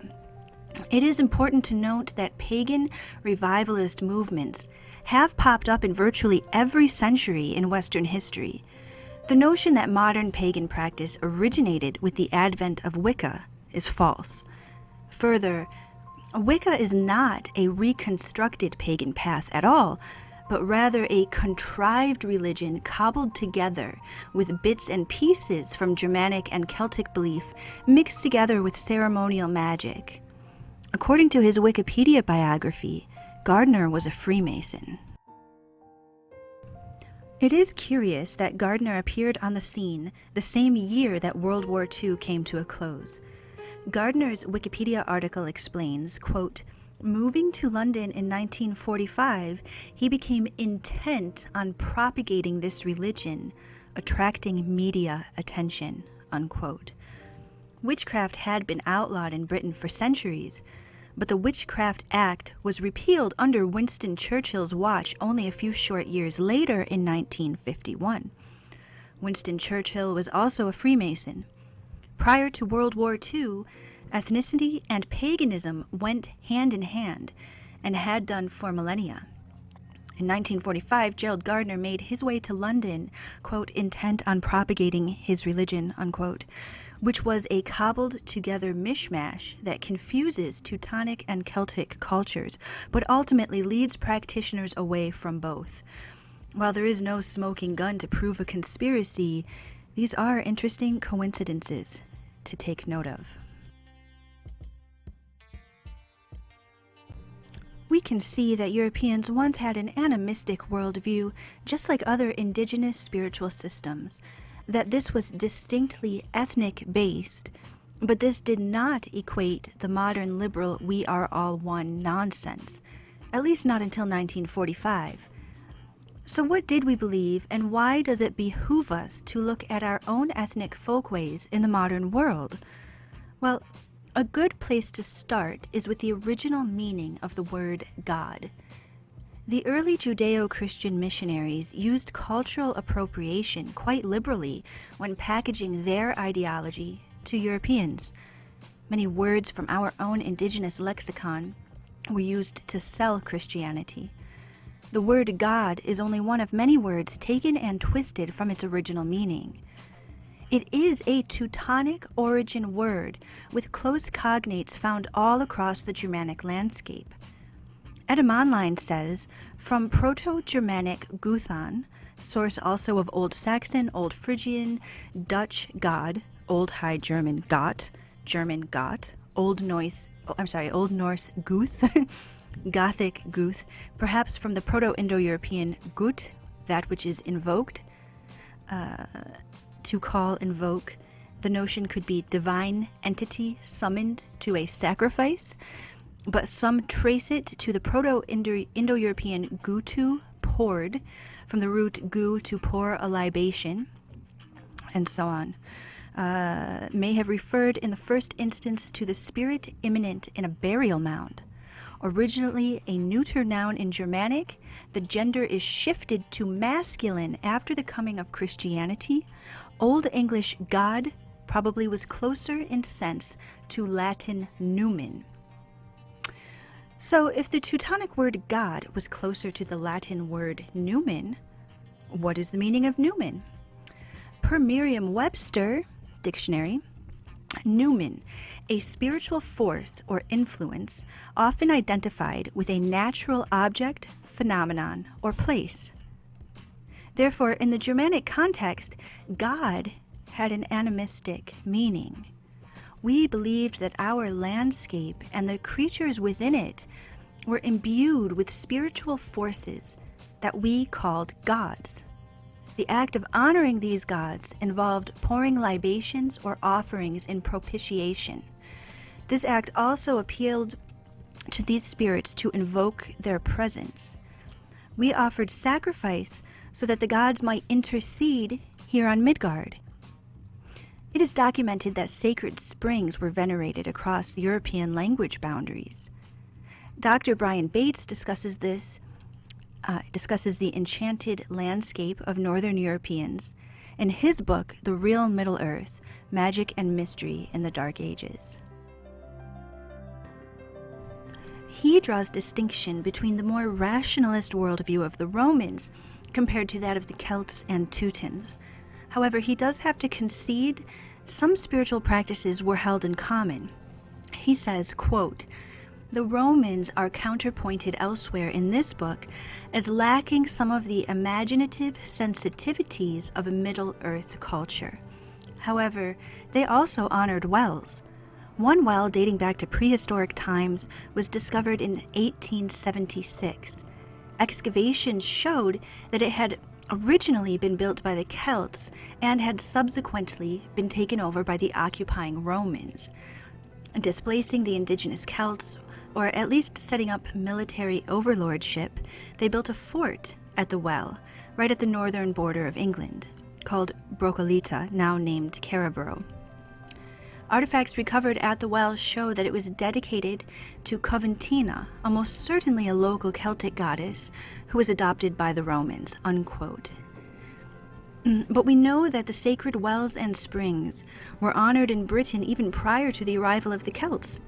A British documentary series called Walking Through History, hosted by Tony Robinson, features an episode called The Path to Stonehenge, which gives a lovely discussion with several leading anthropologists and historians about recent, as of 2013, theories regarding the purpose of Neolithic sites in Britain.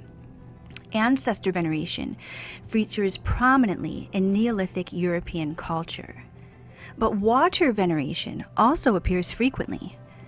Robinson speaks with experts who explain the role of ancestors as guardians of the living, but also that water is venerated for its life-giving force.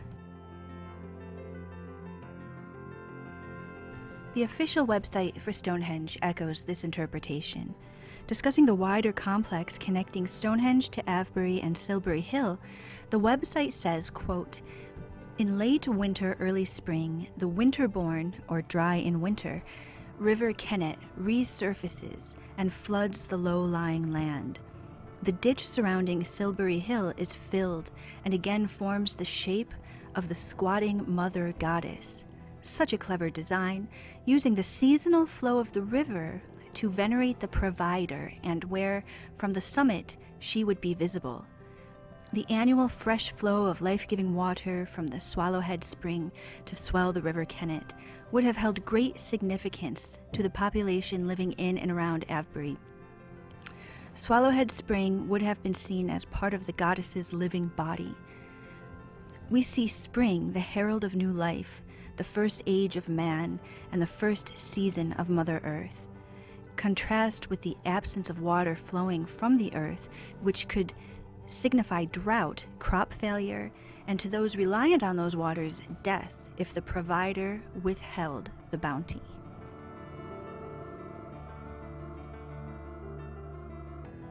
It is interesting that Dr. Bates discusses the Roman adoption of Celtic sacred springs because Roman Christianity used the same tactic.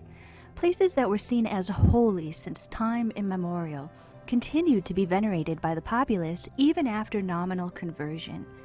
The historical record has preserved numerous edicts and letters of instruction from the Catholic hierarchy, sometimes urging the destruction of indigenous European holy sites, the outlawing of veneration of natural objects, or sometimes instructions to appropriate these sites for Christian use. Della Hooke, in her well-researched book called Trees in Anglo-Saxon England, gives a lengthy discussion citing ample historical documentation of the Christian attack on nature veneration.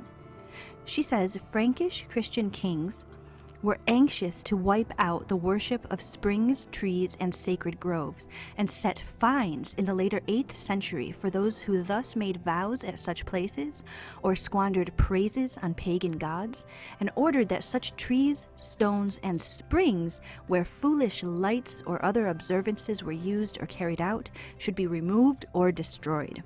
The Council of Nantes in 895 specifically ordered the destruction of trees consecrated to demons or local gods."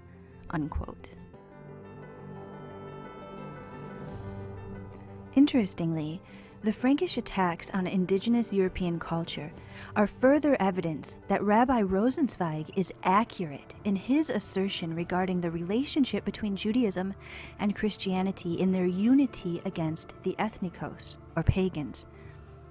A Jewish scholar called Arthur Zuckerman put intensive research into his book, A Jewish Princeton in Feudal France, 768 to 900 AD, published by Columbia University Press in 1972. Apparently, there was a Jewish principality in southern France that has been completely forgotten today. This community played a role in the story of Europe versus the Moors in Spain, in the early medieval trade routes, the establishment of networks of credit and the banking system, and also in the Christianization of Northern Europeans. According to Zuckerman's research, the Franks granted land to the Jews of Septimania on the condition that they locate a descendant of Israel's King David to crown as their own king. A scholar from the line of David was found in Babylonia and made king of Septimania. Author Lee Levin sums up the story in his article for the Jewish magazine called The Jewish Kingdom of Septimania, wherein he explains that the Carolingian dynasty lacked a royal bloodline, and so their family married in with this new King Mahir. Levin says Mahir would give oaths of allegiance to the king of the Franks. King Charles requested that Mahir marry his aunt Alda. A request from the king of the Franks was a command. All now became clear. This was why Pepin had required that the king of Septimania be a direct descendant of King David. The problem for Pepin and for his son King Charles was that Pepin had usurped the throne of the Franks from the Merovingians. Thus there was no royal blood in their veins. This they desperately needed in order to establish the legitimacy of their dynasty. By this marriage of Alda to Mahir, who was a direct lineal descendant of King David, they would not only have royal blood in the veins of their descendants, but the most royal blood possible, the blood of David himself. But how could such a marriage take place? Alda was a Catholic, and no Catholic priest would marry her to a Jew unless the Jew converted, which of course Mahir absolutely could not do. On the other hand, no rabbi would marry Mahir to a Gentile unless she converted. An unsolvable dilemma? Apparently not, for marry they did, and had a legitimate son through whom Jewish blood was now intermingled with that of the Carolingian kings of France.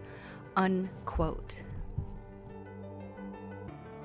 It is further explained in Zuckerman's scholarly work that, quote, at the time Pepin admitted Makir to the high Frank aristocracy, he may well have dubbed him with a distinguished dynastic name. Theodoric suggests itself because its frequent reappearance in later generations of the Makiri, unquote. Zuckerman asserts that, quoting again, prevailing view that the Franks allied with the Goths defies the evidence. Pepin was allied with the Caliph of Baghdad, and they worked together for a Franco-Abbasid domination over Spain, unquote.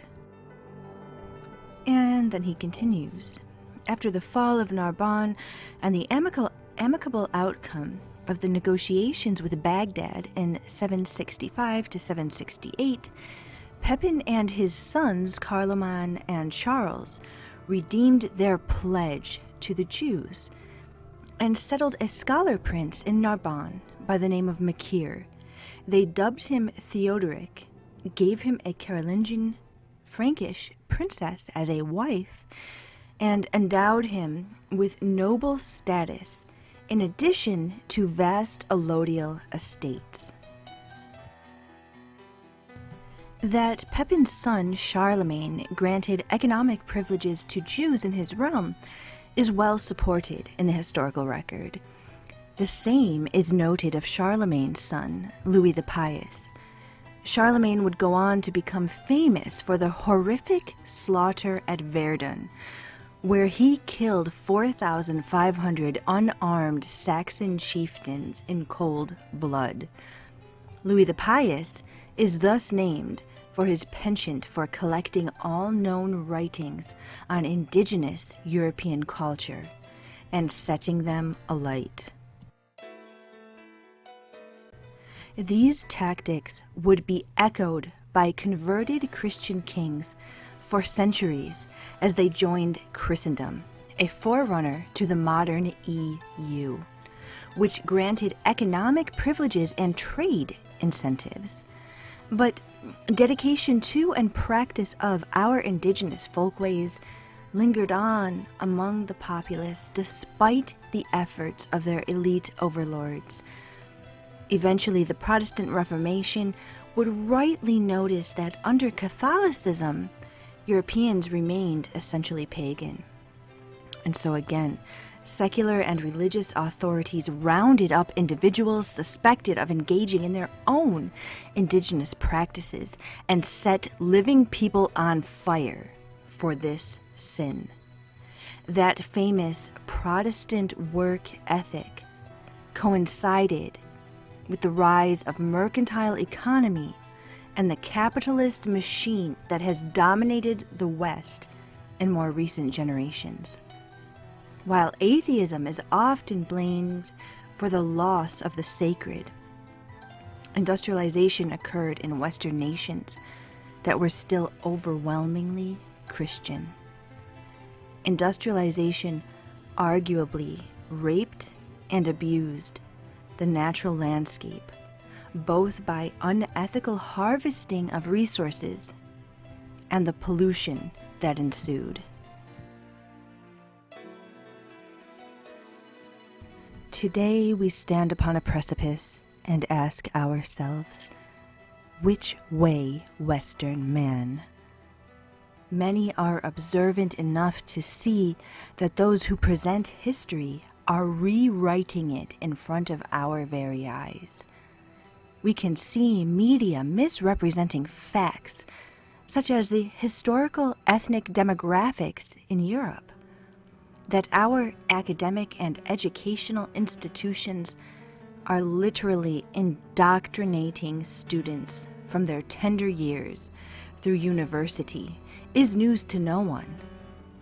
Yet, there is a chasm of disconnect when it comes to looking critically at the recording and telling of other areas of history and the roles that elite-imposed ideological precursors to modern liberalism have played in driving us to the scenario in which we find ourselves today. The dissident right looks at the media and scoffs at the lying press, while they simultaneously allow themselves to be manipulated by it.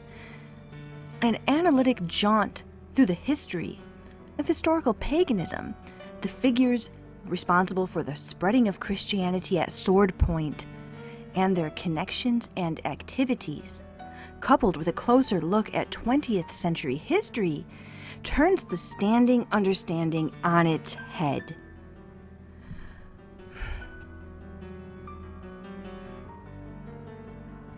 Shamanism, spiritualism, energy work, rainbows and crystals, totems and animal spirits belong to lefty wingnuts only so long as we eschew our own ethnic, spiritual inheritance. This is a question of dire significance. For when the fight for ethnic viability is over, immediate questions arise on the horizon. Will we defeat the globalists only to allow their goals to continue under the guise of universalism? But more pressing will become the need to wrestle environmentalism away from the left. What good will it be to save our race if we have destroyed our own planet? While it may not be realistic to expect a mass return to animism as a religion in the immediate, it can be said that had we never been forced to abandon the gods of our landscape, we would have been better stewards of this earth. Western man must ask himself squarely if he believes in blood and soil. If the answer is yes, then hope springs eternal.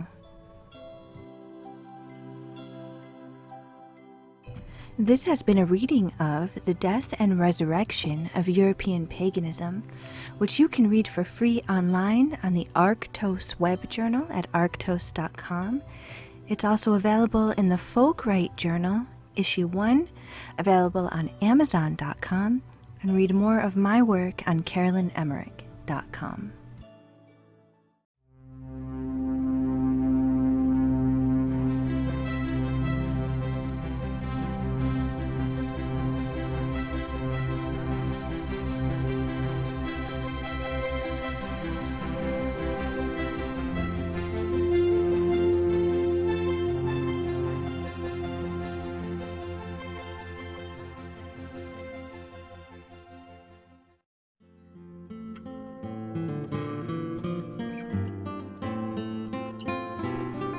Magic was a regular part of daily life in pre-Christian Europe, as it was and still is in many other parts of the world.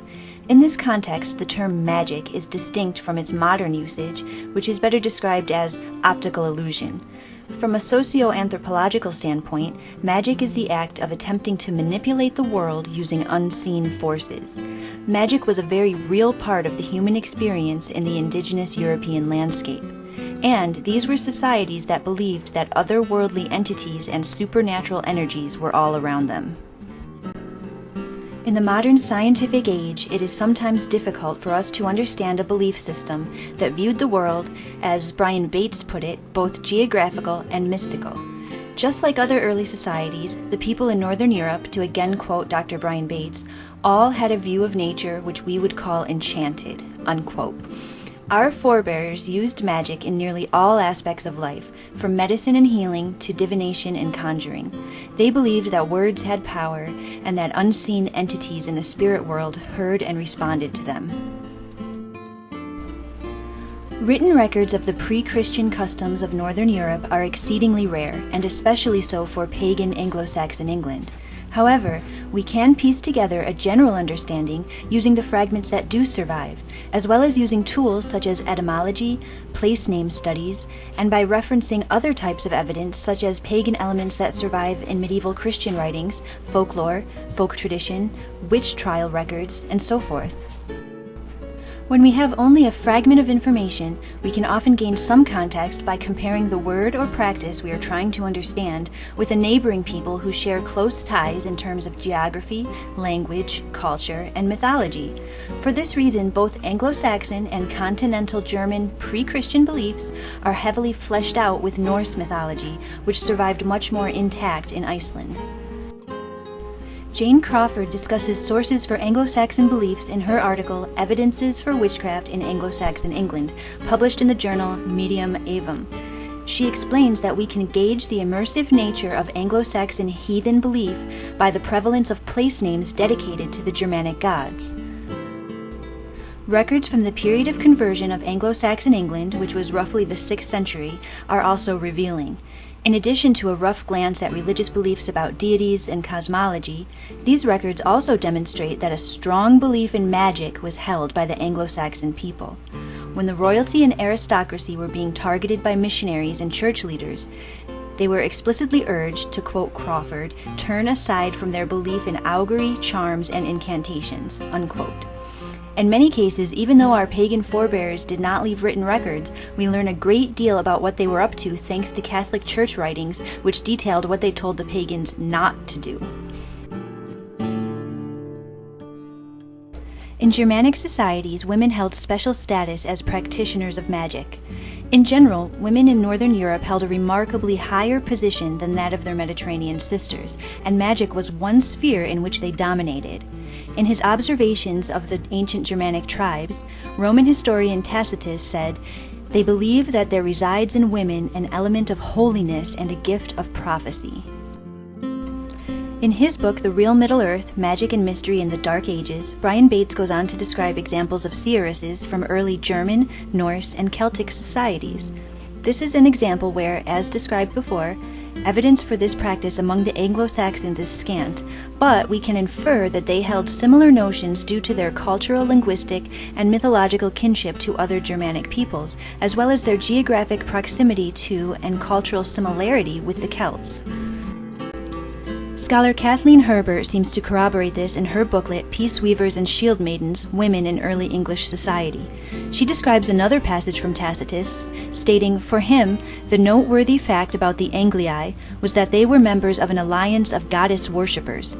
The alliance kept a sacred truce, disarming and merrymaking whenever their lady came to visit them, unquote.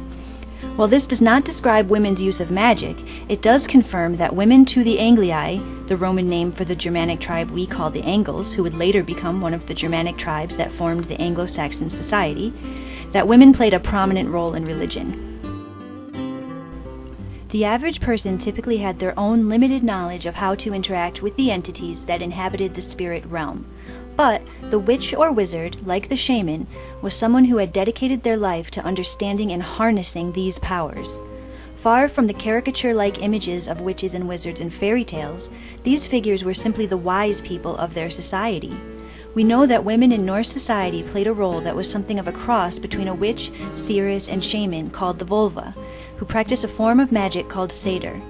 This was primarily a female pursuit. However, it is known that a minority of men practiced satyr as well. We don't know if the Anglo-Saxons had a figure directly analogous to the Norse Volva. However, it is likely that women who performed a similar role did exist.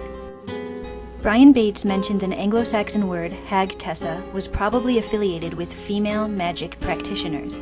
These women were probably thought to have learned their magical skills from the elves, were adept at herbal remedies, and were often present during childbirth. This kind of role continued on in both Anglo-Saxon and Celtic Britain long after conversion to Christianity and well into the modern era. Scholar Emma Wilby describes similar practices with possible shamanic origins in her book, Cunning Folk and Familiar Spirits, Shamanistic Visionary Traditions in Early Modern British Witchcraft and Magic. Interestingly, as late as the 16th century during the witch-hunting era in the Scottish lowlands, the region with heavy Anglo-Saxon heritage, many accused witches claimed to have been given their skills by the fairies. In his book, Leechcraft, Early English Charms, Plant Lore, and Healing, Stephen Pollington explains that the leech in leechcraft has nothing to do with the slimy, blood-sucking critters, but from the Anglo-Saxon word leecha, which refers to a healer of any kind. Pollington goes on to explain that in Anglo-Saxon society, the figure of the leacha functioned as an amalgam of physician, magician, and shaman. This role seems to be the early medieval ancestor to the cunning folk found in the early modern era, which is described by Emma Wilby. Pollington gives words for other kinds of magical practitioners as well.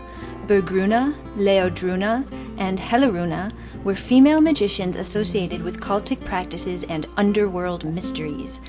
He suggests a parallel with the Norse Volver, with possible shamanic connotations. We also know that the Anglo-Saxon word witcha was used for practitioners of witchcraft. As mentioned before, satyr is one type of magic that was traditionally practiced by women in Norse society. But although it is likely that Anglo-Saxon women did perform some kind of similar role to the Norse Volver, we have no evidence that they used satyr magic specifically. However, there is another type of magic practiced in Scandinavia that is also referenced in Anglo-Saxon sources. Crawford explains that certain words were retained in the English language which harken back to an older magical meaning. She explains that Anglo-Saxon poems, although often recorded by Christian scribes who regarded them in a Christian context, retained earlier magical religious elements. Anglo-Saxon words descended from an older pagan context included Gealdor and rune, which will be familiar to students of Old Norse religion. The non-specialist will already have an idea what the word rune means, but they may not be aware that it was not only an alphabet, but also held magical and religious significance to the Germanic people. The runes were connected to the god Odin, or Woden to the Anglo-Saxons, and often used in spellcasting, charms, and other magical endeavors. Galdr is an Old Norse word for a specific tradition of magic. In the Anglo-Saxon world, Crawford says that Gealdor is, quote, a word usually associated with singing for some magical purpose, unquote. In later Christian Anglo-Saxon texts, these words are still used, but perhaps with meanings significantly altered compared to their original intent. Yet, the existence and lingering use of such words is indicative of the role that magic once played in Anglo-Saxon societal worldview. Runes probably gained some of their mystical properties by extension of the Germanic belief that words in general held great power. Germanic people once held a belief in a concept known as word, W-Y-R-D, which is best described as a web of destiny and fate. This is the root for both the modern words word and weird. You may recall the mentioning of the Weird sisters in Shakespeare's Macbeth. They are described as witches, but they are called weird as a nod to the Norns, the Germanic equivalent of the Greek fates, who determine the fate of mortals. However, unlike the Greek view of fate, the Germanic people believed that destiny was malleable. An individual could alter their destiny by manipulating their word. One way to do this was, literally, with words. One common way to employ words in the use of magic was with charms. Pollington explains that many cures employed by the Anglo-Saxons used ritual as well as what we would consider medicine, which would be plant or animal substances. Words are often an element in ritual, either in the form of chant, incantation, or charm. Pollington explains, quote, plants and other material medica have within them the power to affect the patient's body in certain ways. However, it is the function and duty of the leecha to ensure that the effect on the patient is appropriate for the treatment of the disease. It is insufficient merely to release the latent power of the materials. This power must first be channeled and directed to the intended result, unquote. Louise M. Bishop examines how this idea lingered on in England long after the close of the Anglo-Saxon age in her book, Words, Stones, and Herbs, The Healing Word in Medieval and Early Modern England. She says that charms were regularly employed by healers, are found in Middle English medical texts as well as other academic texts of the period, and that, quote, charms evidence the healing power of words' materiality akin to that of herbs and stones, unquote. The most famous Anglo-Saxon charm still surviving today is the 9 herbs charm, recorded in the Loch Nunga manuscript in the 10th century. The charm is in poetic form and tells a story involving Woden while it instructs the reader how to prepare an herbal mixture for healing purposes. Although the concept of magic survived as a fantastic element in folklore, often associated with witches, it is important to remember that for many world cultures, magic is as much of a normal part of daily life as prayer is for most Christian Jews and Muslims today. Especially for the Anglo-Saxons, magic was intertwined with religion, cosmology, medicine, childbirth, and even other aspects of life I did not even touch upon here, such as warfare. While practitioners of magic eventually would become persecuted during the witch hunt era, and today are considered either a corny stage act or mocked as New Age loonies, they were once an important and well-respected members of their societies. Religious bias during the Christian era caused magical practices to be either disparaged by historians or largely ignored altogether for many years.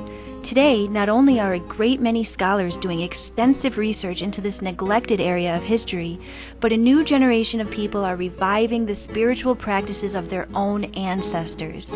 Just as we applaud and encourage all indigenous people around the world to reconnect with and preserve their roots, it is refreshing to see those of Anglo-Saxon heritage, as well as other European groups, finally doing the same.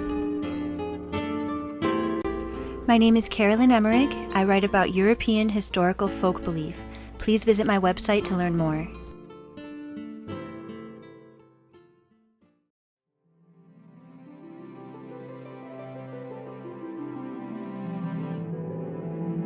The old European worldview, originating in paganism but continuing on under Christianity, in some cases even into the 20th century, was a magical one.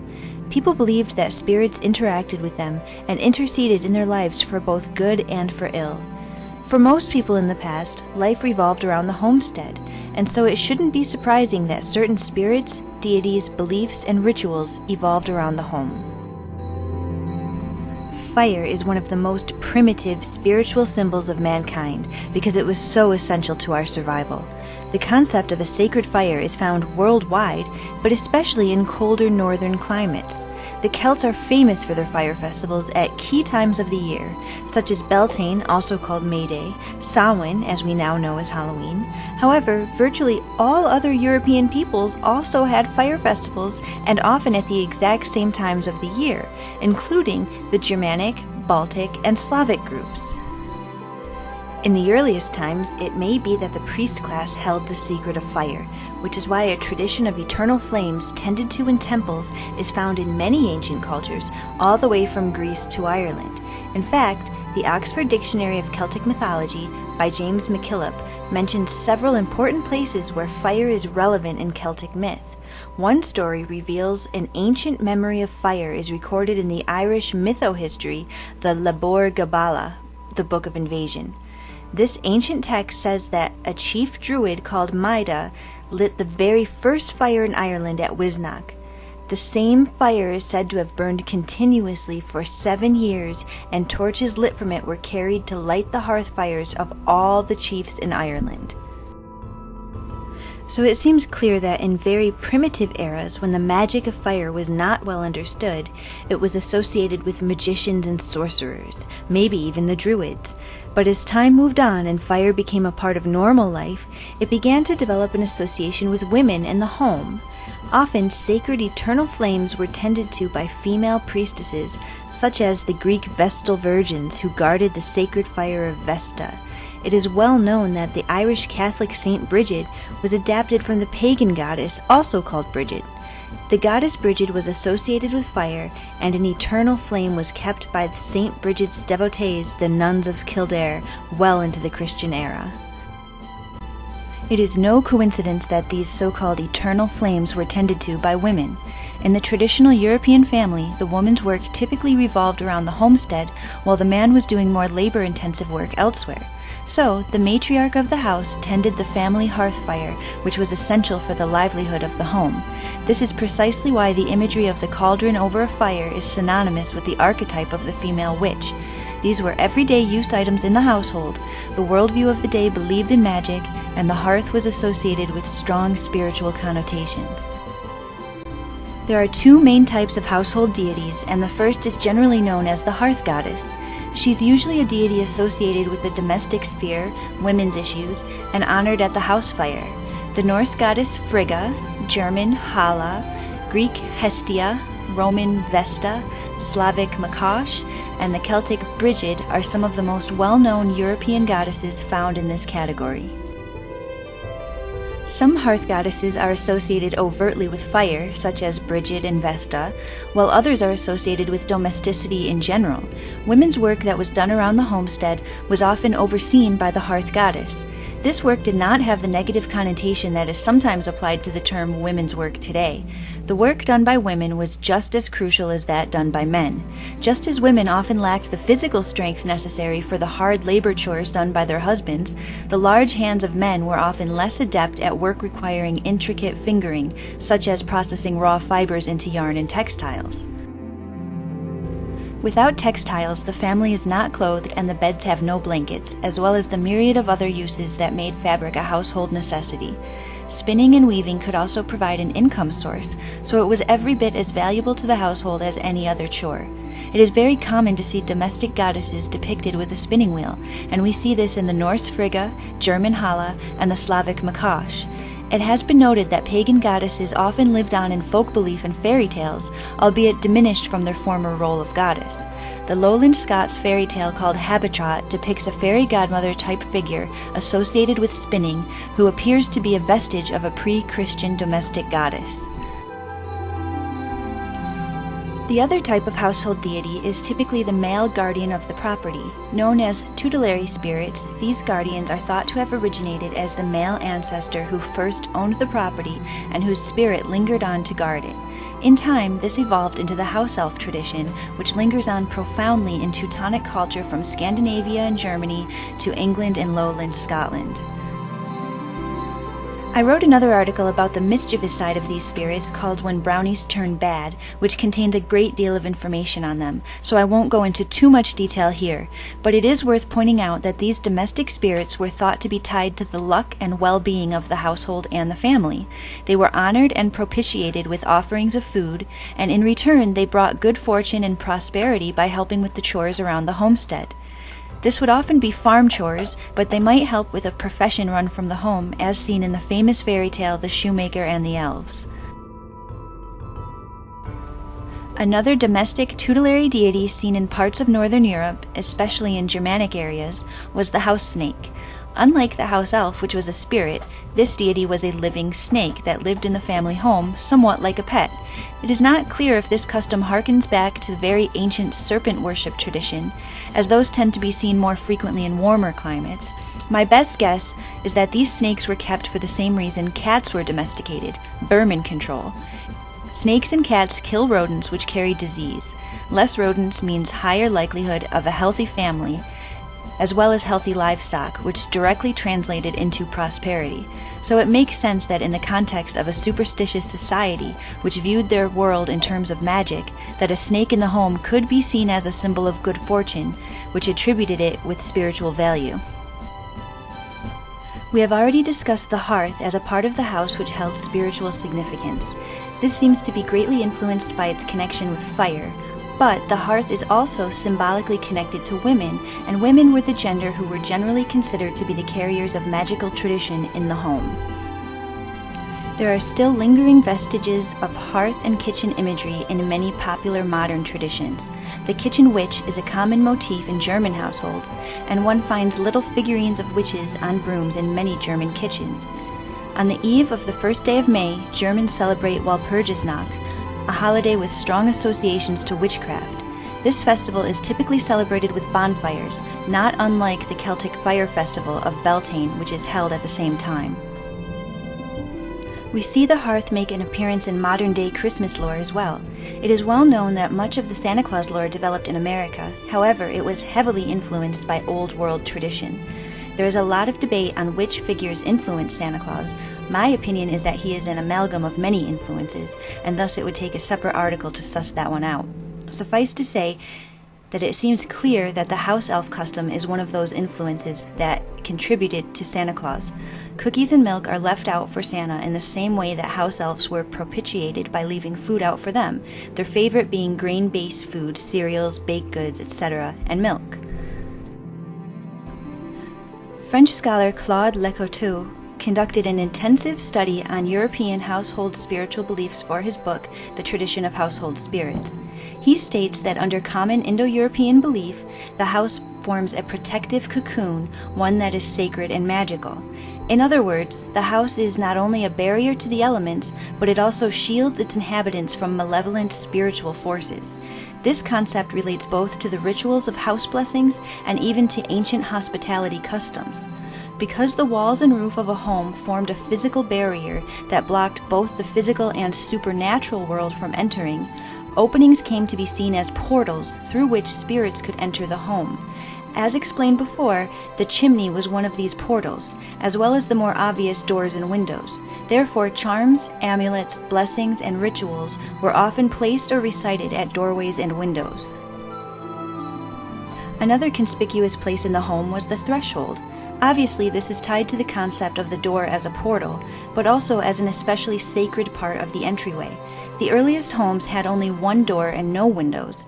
Even chimneys were a later addition, as very early homes let smoke simply escape through thatched roofs. So, the doorway as a sacred place to the home has a very strong and ancient origin. In addition to amulets placed over the door, vows were often sworn over the threshold, offerings to tutelary spirits could be poured over the threshold, and, just as hearth lore has carried on into modern times, we see the sacred nature of the threshold live on in the custom of the bridegroom carrying his new bride across it. Folklore scholar Jacqueline Simpson describes the relationship between humans and the spirit world as a sliding scale between malevolent and benevolent. And so folk customs developed as ways to nurture positive relationships with helpful spirits, as well as protective rites to ward off evil spirits. We discussed the protective tutelary spirits who guarded the home, and that they would be propitiated with offerings to encourage future prosperity. In Germany, a figurine of a kobold or house elf was often kept by the hearth. This tradition lives on in the popularity of gnome figurines in German households today. The house snake tradition evolved in Scandinavia, where it became customary to bury the body of a snake under the threshold for good luck in the home. Inscriptions beseeching the spiritual realm for blessings and luck are also common in households worldwide. Today we see plaques or cross-stitch designs that say "Bless this house" quite commonly in people's homes. These signs are still most commonly found above the main doorway and inside the kitchen. Certain materials were thought to be protective, especially iron. The concept of iron as a material of power is an ancient one. The art of smithing, like the earlier skill of harnessing fire, was initially seen as quite magical. It was a skill that the average person lacked, but the wider community came to depend on their smithies for tools and weaponry. Metalworking represents man's dominance over the elements, and as such, iron took on a very mystical connotation in the common imagination. It turns up as a protective amulet in fairy lore from Celtic and Anglo-Britain clear to Russia. Therefore, iron became a common protective amulet inside the home. A horseshoe over the door for good luck hangs there more for the material it was made of than for its shape. Simple iron nails could be placed over doorways and windows as well. Up into modern times, it was very common for people to keep figurines made of iron by their hearthsides. The cricket was a common one, and many readers will remember black cast-iron crickets on their own grandparents' fireplaces. The iron hearth cricket ties the magic of the hearth with the magic of iron, combined with the figure of a protective spirit. So many of our traditions have roots so very ancient that their origins trace to times in the very distant past. Sometimes it's easy to think we can't relate to people so primitive that fire was sacred to them. Yet, we find ourselves repeating some of these same customs that originated with our prehistoric ancestors. These customs tie us to our families, our ancestors, our roots, and our cultural past.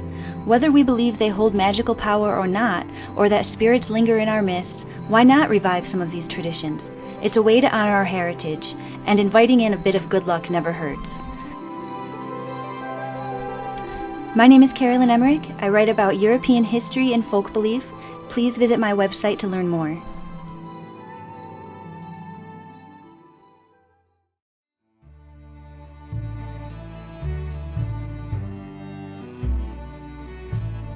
Thousands of people were accused of witchcraft in Europe from the Middle Ages into the early modern era. The majority were women, but many men were also accused.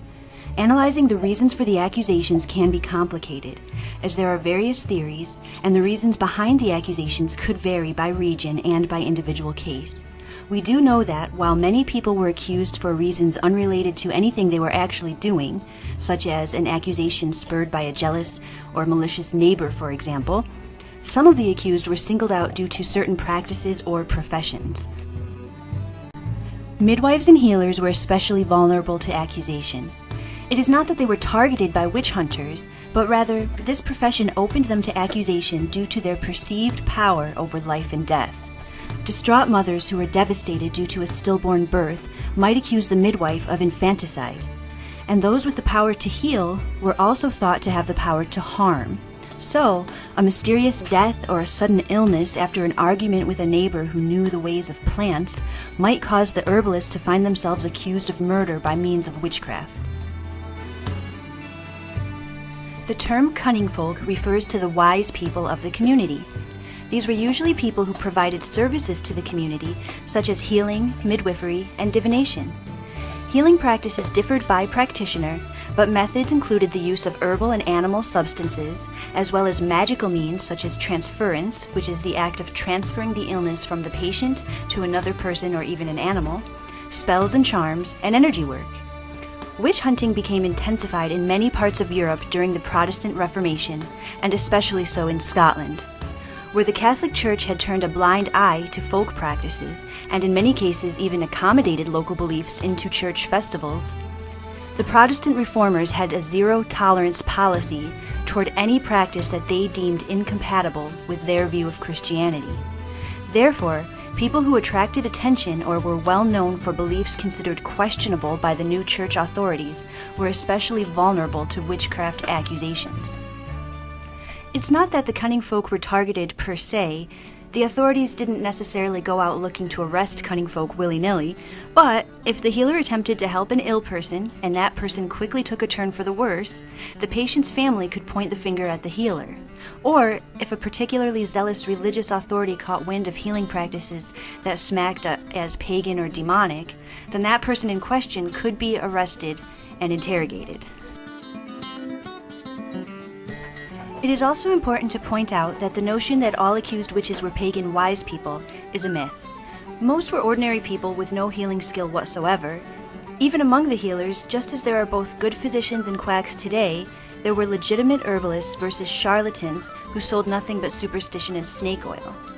And although the Protestant leaders saw paganism everywhere they looked, the witch trials took place about 1,000 years after Britain's conversion to Christianity. The common folk certainly retained their beliefs and customs long after the aristocracy converted, and many pre-Christian customs did remain. But by this point in time, these people had a strictly Christian self-identity, even if some of what they were doing was thought of as pagan by the church authorities.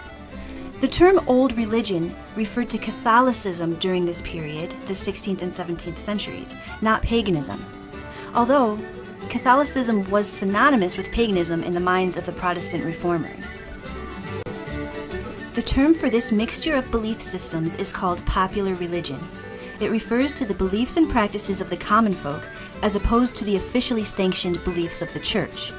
Just as you see a heavy influence of indigenous belief mixed with Catholicism in places like Mexico today, there would have been a mix of indigenous practices seen in the form of Christianity practiced by the Scots at the time of the Reformation. So, while I stress that the individuals did not have a pagan self-identity, some of their practices did certainly have pagan roots, and this is what got them in hot water with the church. Now that we've discussed who and what the accused witches were, let's take a look at some of the practices of Scottish healers. Like most of Europe, Scotland had access to some level of merchant trade even in ancient times. Certainly by the 16th and 17th centuries, Scotland received merchant vessels in her port cities, so foreign herbs and spices would have been available for purchase. Native plants, of course, would be easier and cheaper to obtain. Some of the herbs recorded in such places as the Scottish witch trial records and folklore include aniseed, foxglove, plantain, St. John's wort, and ragwort. Plants could be consumed, applied as a poultice or salve, or even used as a talisman. When made of stone, bone, or wood, talismans would have served a psychological role as a visual aid to give comfort and reassurance to their wearer. But when a pouch filled with fragrant herb was worn or carried, the scent would have strengthened a talisman's psychological potency. And we know that certain scents have emotional, psychological, and sometimes even medicinal effects. Indeed, aromatherapy is quite popular today. Although there is the obvious chemical role played by medicinal herbs, many plants were assigned roles that were strictly magical. Rowan, for instance, was said to have the power to counteract the evil eye. Oak and hazel trees were also revered. The oak tree's association with pagan ritual and the Druids is well known. But oak leaves and bark had healing properties as well. Some of its uses were to treat such afflictions as diarrhea and dysentery, hemorrhage, sore throat, and bleeding gums. The word spell brings to mind such things as hocus pocus and bibbidi bobbidi boo. In actuality, the use of words was and still is one of the many spiritual methods used to bring about a desired effect. Charms were used from the pagan era straight into the Christian era. With conversion to Christianity, we have direct evidence that certain charms that once contained the names of pagan deities were still in use, with the pagan figures swapped for Christian ones. One example of this is the Merseburg incantations found in Germany. You may be wondering what German charms have to do with Scotland. Well, lowland Scotland was heavily Anglo-Saxon, whereas the Gaelic culture was found mostly in the Highlands. There were strong similarities in culture between the Anglo-Saxons, Scandinavians, and the Germans on the continent. Also, this kind of thing was very common in all areas where a foreign religion was superimposed over the indigenous belief. So it surely happened with the Gaelic traditions as well. Pagan charms morphed into Christian charms in the same way that pagan gods were morphed into Catholic saints. We know that the Irish goddess Brigid was transformed into the Catholic Saint Brigid, for example. And these transformations occurred at all stratas of pagan belief, from the great pantheons down to personal individual practice. So, the use of charms was so common that cunning folk were often referred to as charmers. Often the charmer would use Christian prayer or blessings to heal their patient. This is not unlike the so-called faith healers that we see today. Objects that were thought to contain magical properties were very common. In some cases, the healer's ability was believed to be derived from a magical stone in their possession. Sometimes the item was a gift from the fairies. Other times the item was just found at random by the healer. If the stone was lost, the healer lost their magical ability. Large stones were thought to possess healing properties, and so they became places of pilgrimage. Just as holy wells were converted from pagan sacred places into Christian ones, certain stones in Scotland were associated with Celtic saints and known for their magical potency. One such example was St. Angus's stone. Superstition surrounding this stone was so engraved in the public that the church actually had it removed. Stones were also used as instruments of magic. This was a widespread phenomenon which surely occurred in Scotland, but the best examples we have were preserved from sources in the neighboring England, where lapidaries written in Middle English have survived. Today, the term lapidary refers to an artisan who works with stone. But in the Middle Ages, the word referred to a sort of encyclopedia of stones and their magical properties. One such lapidary describes the use of agate to elicit the truth out of someone. It instructs the practitioner to place an agate stone under the pillow of the person whom they wish to question. It says that if the stone be good, she will answer the truth to all she is asked. Stone dust could also be used as an ingredient in a potion. Today, potion has a silly connotation, but it really just means a mixture that follows a recipe. European witchcraft is a complicated subject.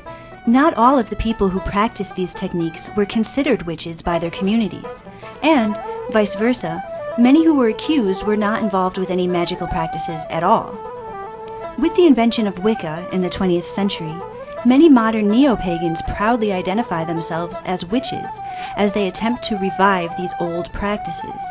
But the healers and cunning folk of the past certainly did not consider themselves to be witches. In fact, They often advertise their skills to combat witchcraft. Another point worth mentioning is that some of the practices used by cunning folk and healers of the past, which I did not explore here, were actually ridiculous superstitions of no medicinal use whatsoever.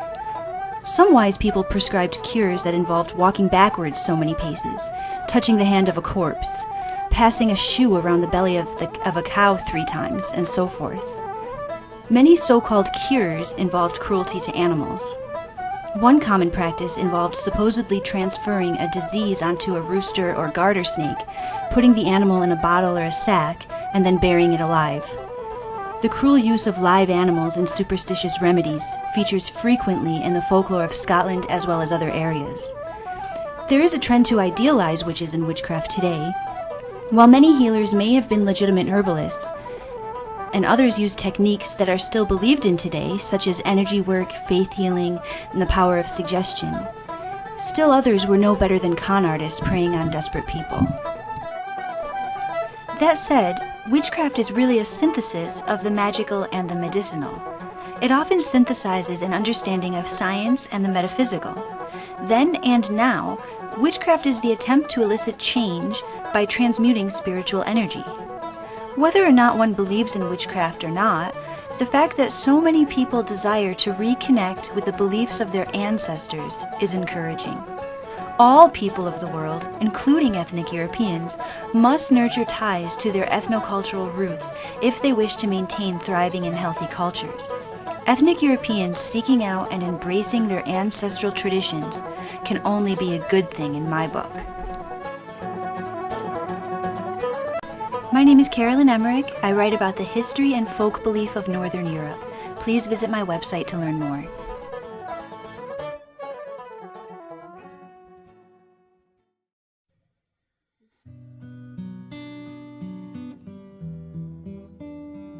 All articles referenced in this video are linked in the description below. For decades, many of us have felt the seething racial hate and disdain directed by liberals towards certain ethnic groups here in the West. Recently, one brave woman in California stepped forward to tell the truth about the vile hate directed towards the fair-complexioned minority in her left-wing state. Can you imagine if an Asian woman was told that she should bleach her hair in order to get ahead in the workplace? What if an African American woman was told that she would have to have her hair straightened or she would never get that promotion? Anyone would call that out for what it is, outright racial discrimination. But that is exactly what happened to the white blonde woman named Eileen Carey, a CEO in Silicon Valley. Carey is quoted by BBC as saying, "The first time I dyed my hair was actually due to advice I was given by a woman in venture capital," she says. Carey was told that the investor she was pitching to would feel more comfortable dealing with a brunette rather than a blonde. She says, "I was told for this raise of funds that it would be to my benefit to dye my hair brown, because there was a stronger pattern of recognition of brunette women CEOs," she explains. Let's read that again. Investors would feel more comfortable dealing with a brunette rather than a blonde woman. This remark was made to a woman who is very clearly of Northern European heritage, who is just trying to build a career as any honest person would. It just so happens that she is working in the very liberal-dominated Southern California. Quote, "There was a stronger pattern of recognition of brunette CEOs," unquote. Wait a minute. This sounds very similar to something I've read before. The double standards that are applied to ethnic Europeans compared to other races have been felt for years now. One example is that non-European people have long accused ethnic Europeans of racism if they had difficulty telling people apart within another race. Science can explain this very well. It is called the cross-race effect, and you can read a great overview of it on the Real Clear Science website. The gist of it is that we are all hardwired by nature to recognize our own kind biologically. So that means people of all races have some level of difficulty recognizing facial differences in other races on occasion. But here's the main problem.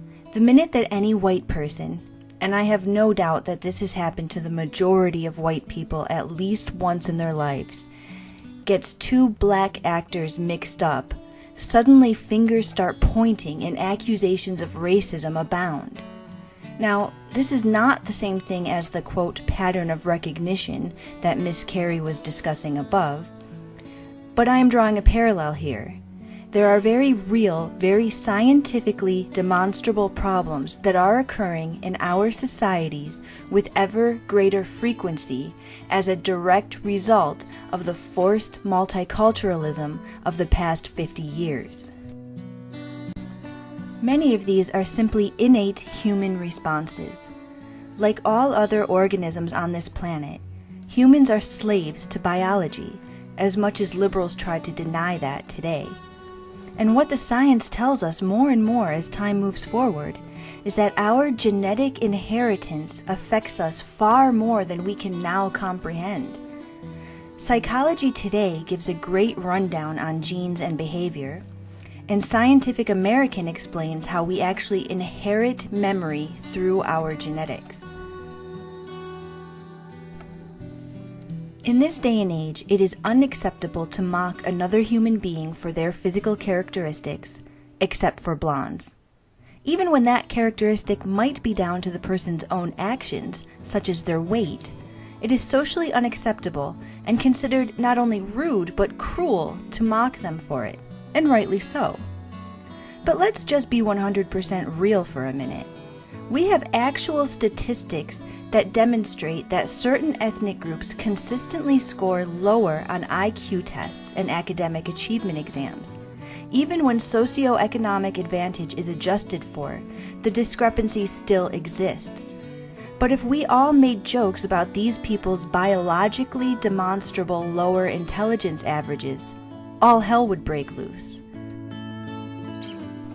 Why then is it socially acceptable to make dumb blonde jokes? This is done on television, in social contexts, in school, at the university level, and even in professional life.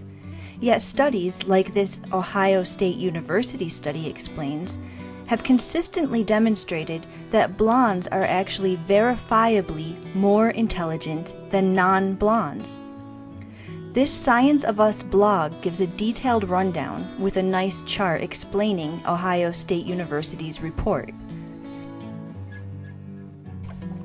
Recently, Asian Americans have been trying to bring attention to the fact that they too are being increasingly discriminated against by the liberal establishment, while verifiably low IQ groups who consistently score lower in both their grades and their entrance exams are given lower standards of acceptance to universities. Some colleges are now keeping Asians from benefiting from affirmative action quotas. Austin Jia is one young man who explained to the New York Times that high-scoring Asian American students are now beginning to feel the same frustration that European Americans have been experiencing for several generations now. Another Asian American man, Vijay Chokalingam, is an Indian American man who always dreamed of going to medical school. He explains to the New York Post that he had a good friend who was also an Indian American who shared this dream. This friend had a stellar academic record with very high exam scores, but he was rejected time and time again.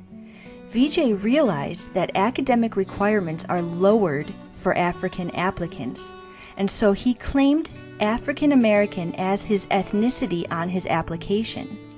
Even though his scores were lower than his friend, who was honest about being Asian, Vijay was accepted with lower exam scores when he claimed to be of African identity. Now, we can talk about how unfair this is all day long, but again, let's just be real for a moment. What do you think the ramifications are when we are lowering the standards of acceptance to medical school? Do we really want to be churning out doctors who have lives in their hands when they didn't possess the intellectual capacity to meet the requirements? What we can plainly see is that we live in a society that rewards underachievement. We live in a society which aims to disenfranchise high-achieving individuals. Worse than that, as the vicious and pervasive blonde bimbo stereotype demonstrates, we have an establishment working to cut down, humiliate, and shame people of certain minority ethnic features. And if you don't think that blondes are a minority in the truest form of the word, then you can't see past the end of your nose. When a gorgeous blonde-haired, blue-eyed woman has to resort to darkening her hair to advance in her career because her fair features don't jibe with quote-unquote patterns of recognition of her investors, we have a problem. Can you imagine if a Hispanic professional woman was told, "I'm sorry, you don't meet the pattern of recognition. Can you try skin bleach?" No, neither can I. That would be outrageous. Please see the description for my original article where all sources are linked. My name is Carolyn Emerick. I started out writing about folklore, but because I love the culture I write about, I have decided that I have to stand up and make a stand to defend, protect, and preserve ethnic European heritage. Please consider supporting this work on Patreon.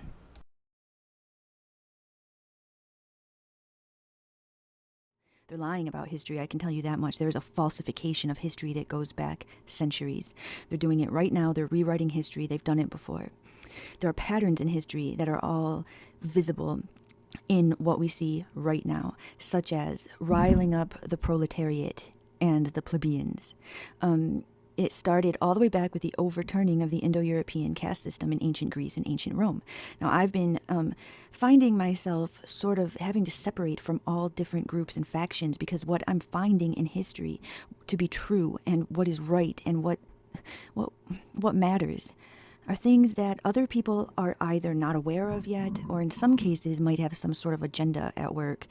I'm not sure. Sometimes it's hard to tell if somebody is just ignorant or they're working an agenda. But for example, I do see people speaking about the Indo-Europeans, but then praising the era after the Indo-European culture was completely overturned and altered and in ancient, Greco-Roman society.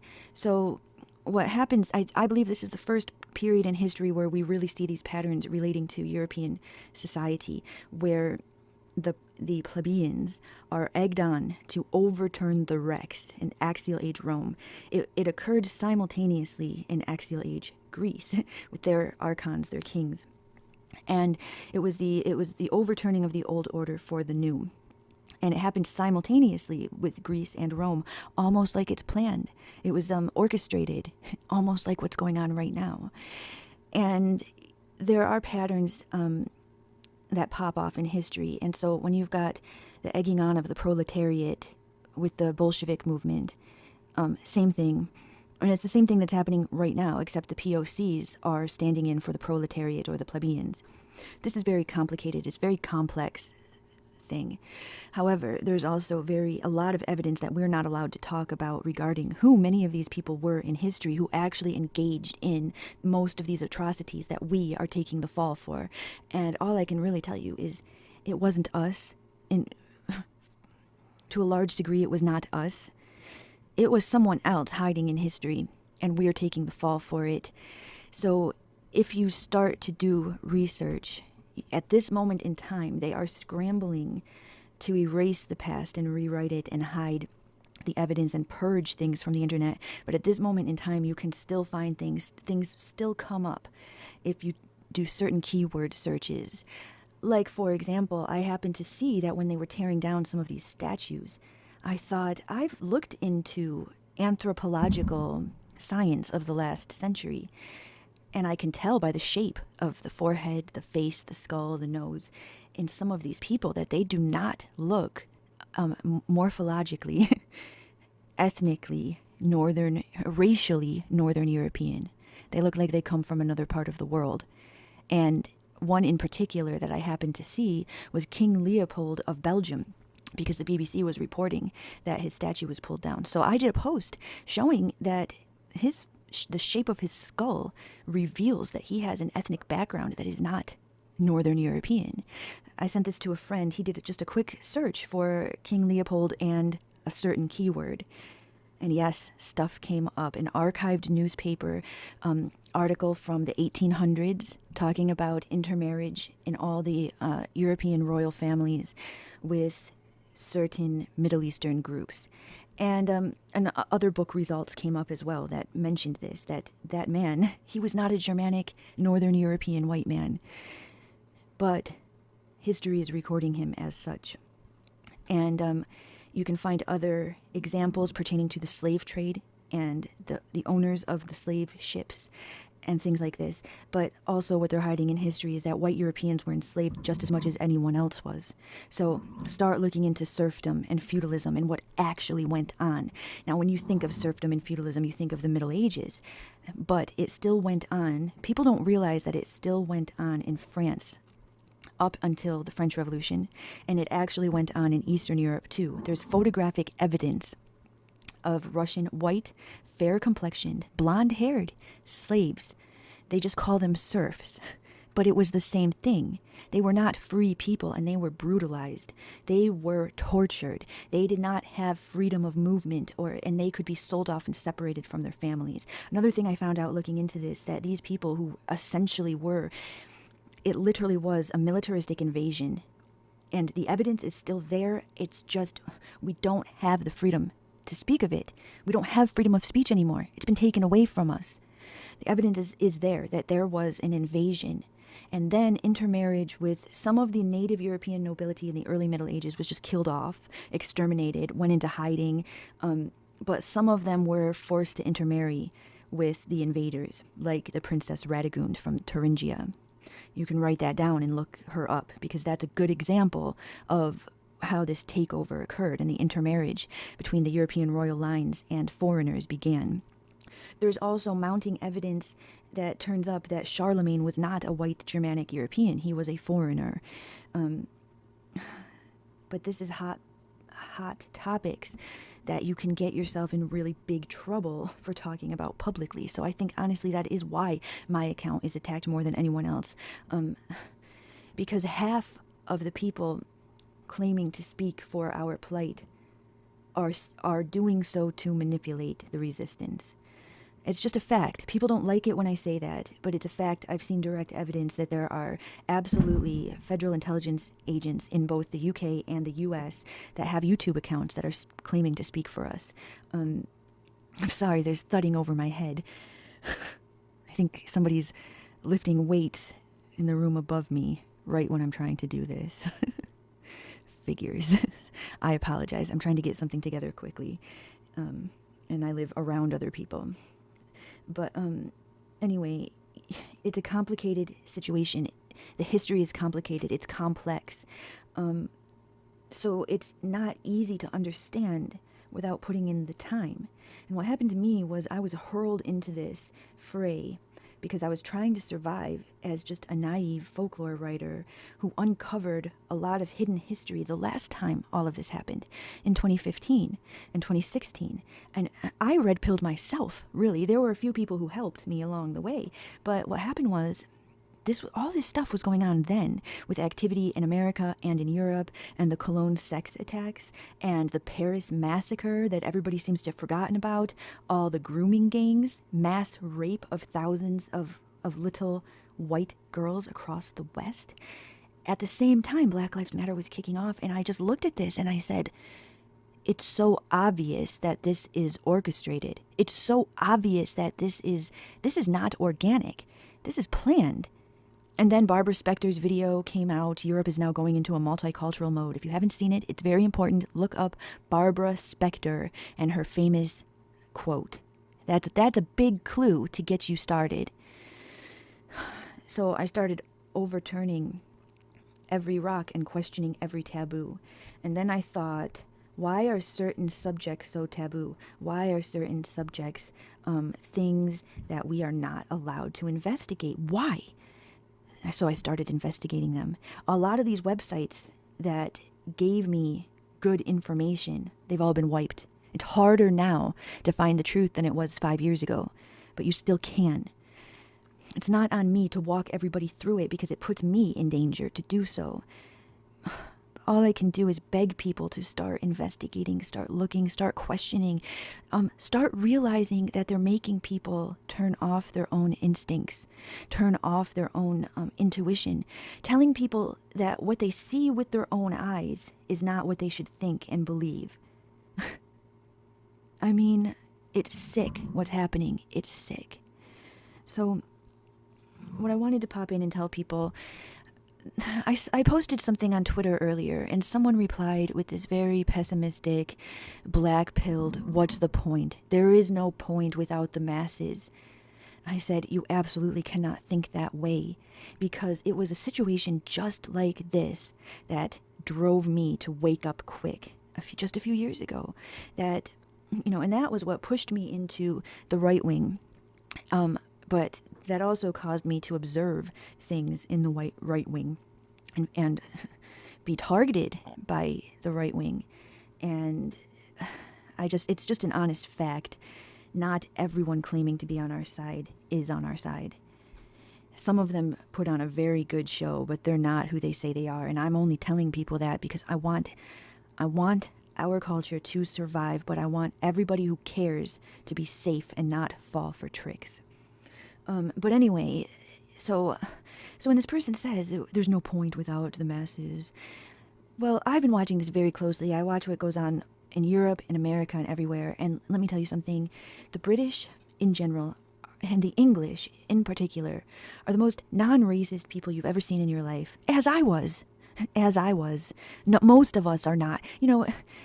Even white Americans in the South, for the most part, they're not racist. It's all hogwash. It's all smoke and mirrors. We're all being strong-armed to bend over and take it because we're told we deserve it for things we didn't even do. And, the English don't have a racist bone in their body. The English are raised to see Americans as the racist. It's true. I've had many English friends. I've been there. I've known them, the ones who come here, my various English people, and they come here expecting white American racism because it's used as a bogeyman for them in the same way that, World War II is used to forever shame and guilt Germany for things they didn't even do, and history has been falsified and atrocity propaganda has been spun. So the British are, sorry, I don't know if you can hear that. It's annoying. Nothing I can do about it. I just want to get this out, get it uploaded, and move on. Throws me off, though. And the cat's circling my ankles, purring. But in a way, it's nice because it's like, in order to make him not meow at me, I'm just sort of petting his back. And it is nice and calming when we're talking about such heavy things and there's thudding on right over my head. Oh, anyway, the point is the British, the English in particular, in a way, my heart is breaking for them because I know English history and I know that the English were some of the biggest global proponents to stop international slave trade. And that many of the main figures were not ethnically English who engaged in the worst atrocities. And what everybody's forgetting is that much or most of the colonization was done by private corporations, merchants, and bankers. The 2%. The elites, the East India Corporation, and I can't think of its name right now, but you can find it very easily. Even the ones that first started with the plantations in Virginia, in Jamestown and all of that, it was corporations. It wasn't even the crown who was doing it. But the English, I looked into this in the magazine that I ran for a little while called Europa Sun, and I wrote an article on Dr. Livingston. It's spelled like stone, so I always want to say it both ways. But Dr. Livingston, the explorer, and all of these explorers and all of these figures from history, it's like the good ones who really do represent our people are being completely ignored, while the elite ones that hurt our people as much as everyone else are being labeled as us, when it's not us. It was never us. So anyway, Dr. Livingston, he went out as an explorer and a missionary and a doctor, and he explored Africa. And it's noted everywhere in the history. It's undeniable that he came back to England with sketches that he drew. It was before the age of photography, or he didn't have photographic equipment with him. But he made sketches of what he observed, and he had a diary, and he recorded what he saw. And he came back, and he gave lectures in London and around Great Britain, talking about what he witnessed with the Islamic slave trade. And he brought back some of the torture devices that were being used on black Africans by Arab slave traders. And the British public was so upset by this that they sort of demanded that the government step in and do something. And that's the first time that the British government really approached Africa, was to put a stop to the slave trade. And nobody's talking about this. It's crucially important. And there's other things like this that are hidden in history if you start digging. So there's a few articles like this in my Europa Sun magazine, which you can find on Amazon. But the information's out there.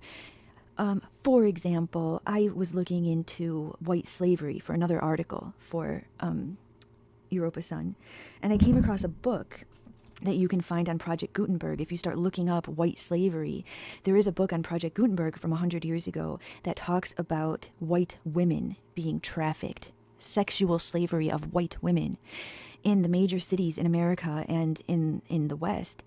And it talks about who was doing it.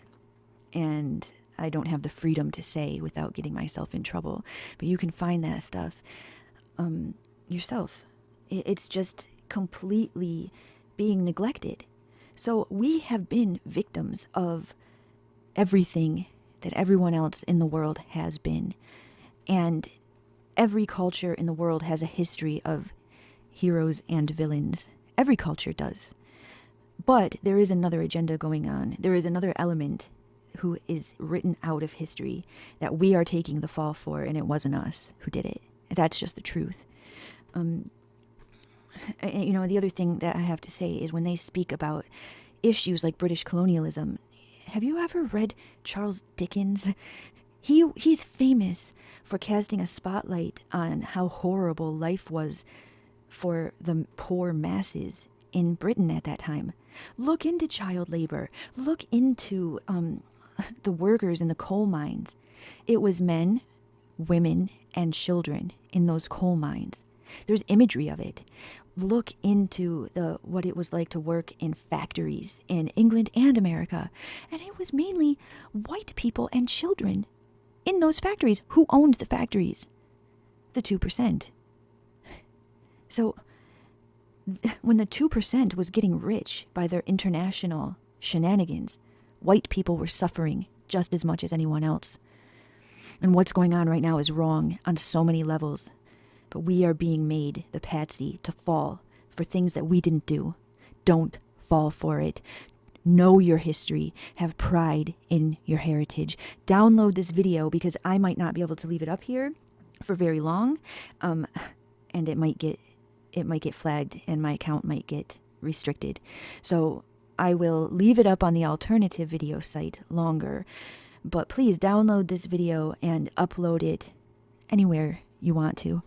But do your own digging, do your own research, look through old books before they started changing the history. Collect old history books, collect old dictionaries. They're changing the meaning of words. I'm not joking. But speak to your friends, speak to your family. Don't roll over and take it.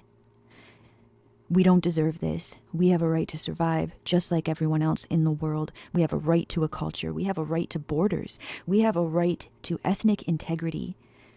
A global mass of mixed up people is how you destroy diversity. Duh. It's unnatural what's going on. So, don't know how to end this at this point. other than to say, don't black pill. This has happened before in history. It's been going on for hundreds of years in ways that are too complex to explain in a short talk. But we're still standing, and I'm going to tell... Oh, flipping hell, do you hear that? So frustrating. I'm sorry. I'm going to upload this as it is because I don't want to have to do this again. It's like upsetting me. I'm just trying to end this nicely. But, I mean, that's life, though, right? That's life. Things don't always run smoothly, and that's what's happening in the world right now. You know, we have to deal with the situation that we have. So there we go, metaphor. But I'm going to tell you what my grandmother always told me. My grandmother had 100% English heritage, and she married a man with Scottish and other British ancestry. And her father was actually born in northern England. Her grandfather had a very heavy Cumbrian accent growing up. Both of her grandparents did. And they lived on the property with her as a child. So she always told me stories about my heritage and my ancestry. And I'm very lucky to have been given that because I realize now how many people aren't. And they don't know who they are and where they came from. But when I was young and things were hard and I was crying because, someone had hurt my feelings, and she would tell me, you come from strong stock. And I'm constantly telling that to the wider kinsmen and kinswomen of Greater Teutoniya, the Oakwood Forest. We're scattered now. We're not all in our homeland, but we come from strong stock. So don't bend, don't cave, don't take it up the rear for these assholes. But proceed with caution. Be wise like the cunning fox, but strong like the bear. Don't be baited, but don't back down. Use discernment and discretion. Use skepticism and caution. But have hope. Believe in the cause. Believe that your bloodline is magic. And I mean that seriously. It is. It is the elixir of life, and it's everything. It is everything, and we have a right to survive. We have a right to a culture. We have a right to protect that culture, and we have the right to make our own rules about who comes in and who comes out of our countries and what they're bringing with them. And we have a right to say what I can see with my own eyes is different than what you're telling me to believe about some of these other groups. What they're doing to our people in the streets, to our little girls, it's different than what you're telling me. Under a spell. Break the spell, wake up, and have the will to survive.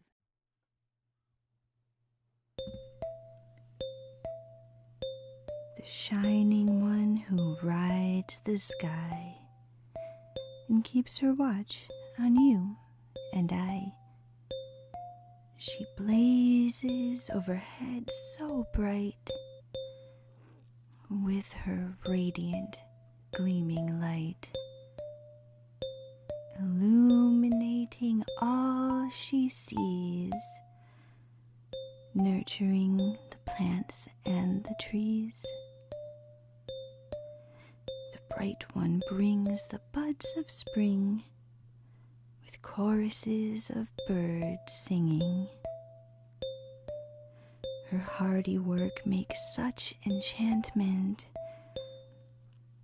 that we take our maid for granted. It's not until the chill of winter we begin to mourn and miss her. The Sun Maiden gives so much life, like the magic fairy fife, soaring high throughout the day, just like the Yule Lord on his sleigh. We never take the time to wonder just what it takes to light the summer. The Sun Maiden gets tired too, and then the sky turns darker blue.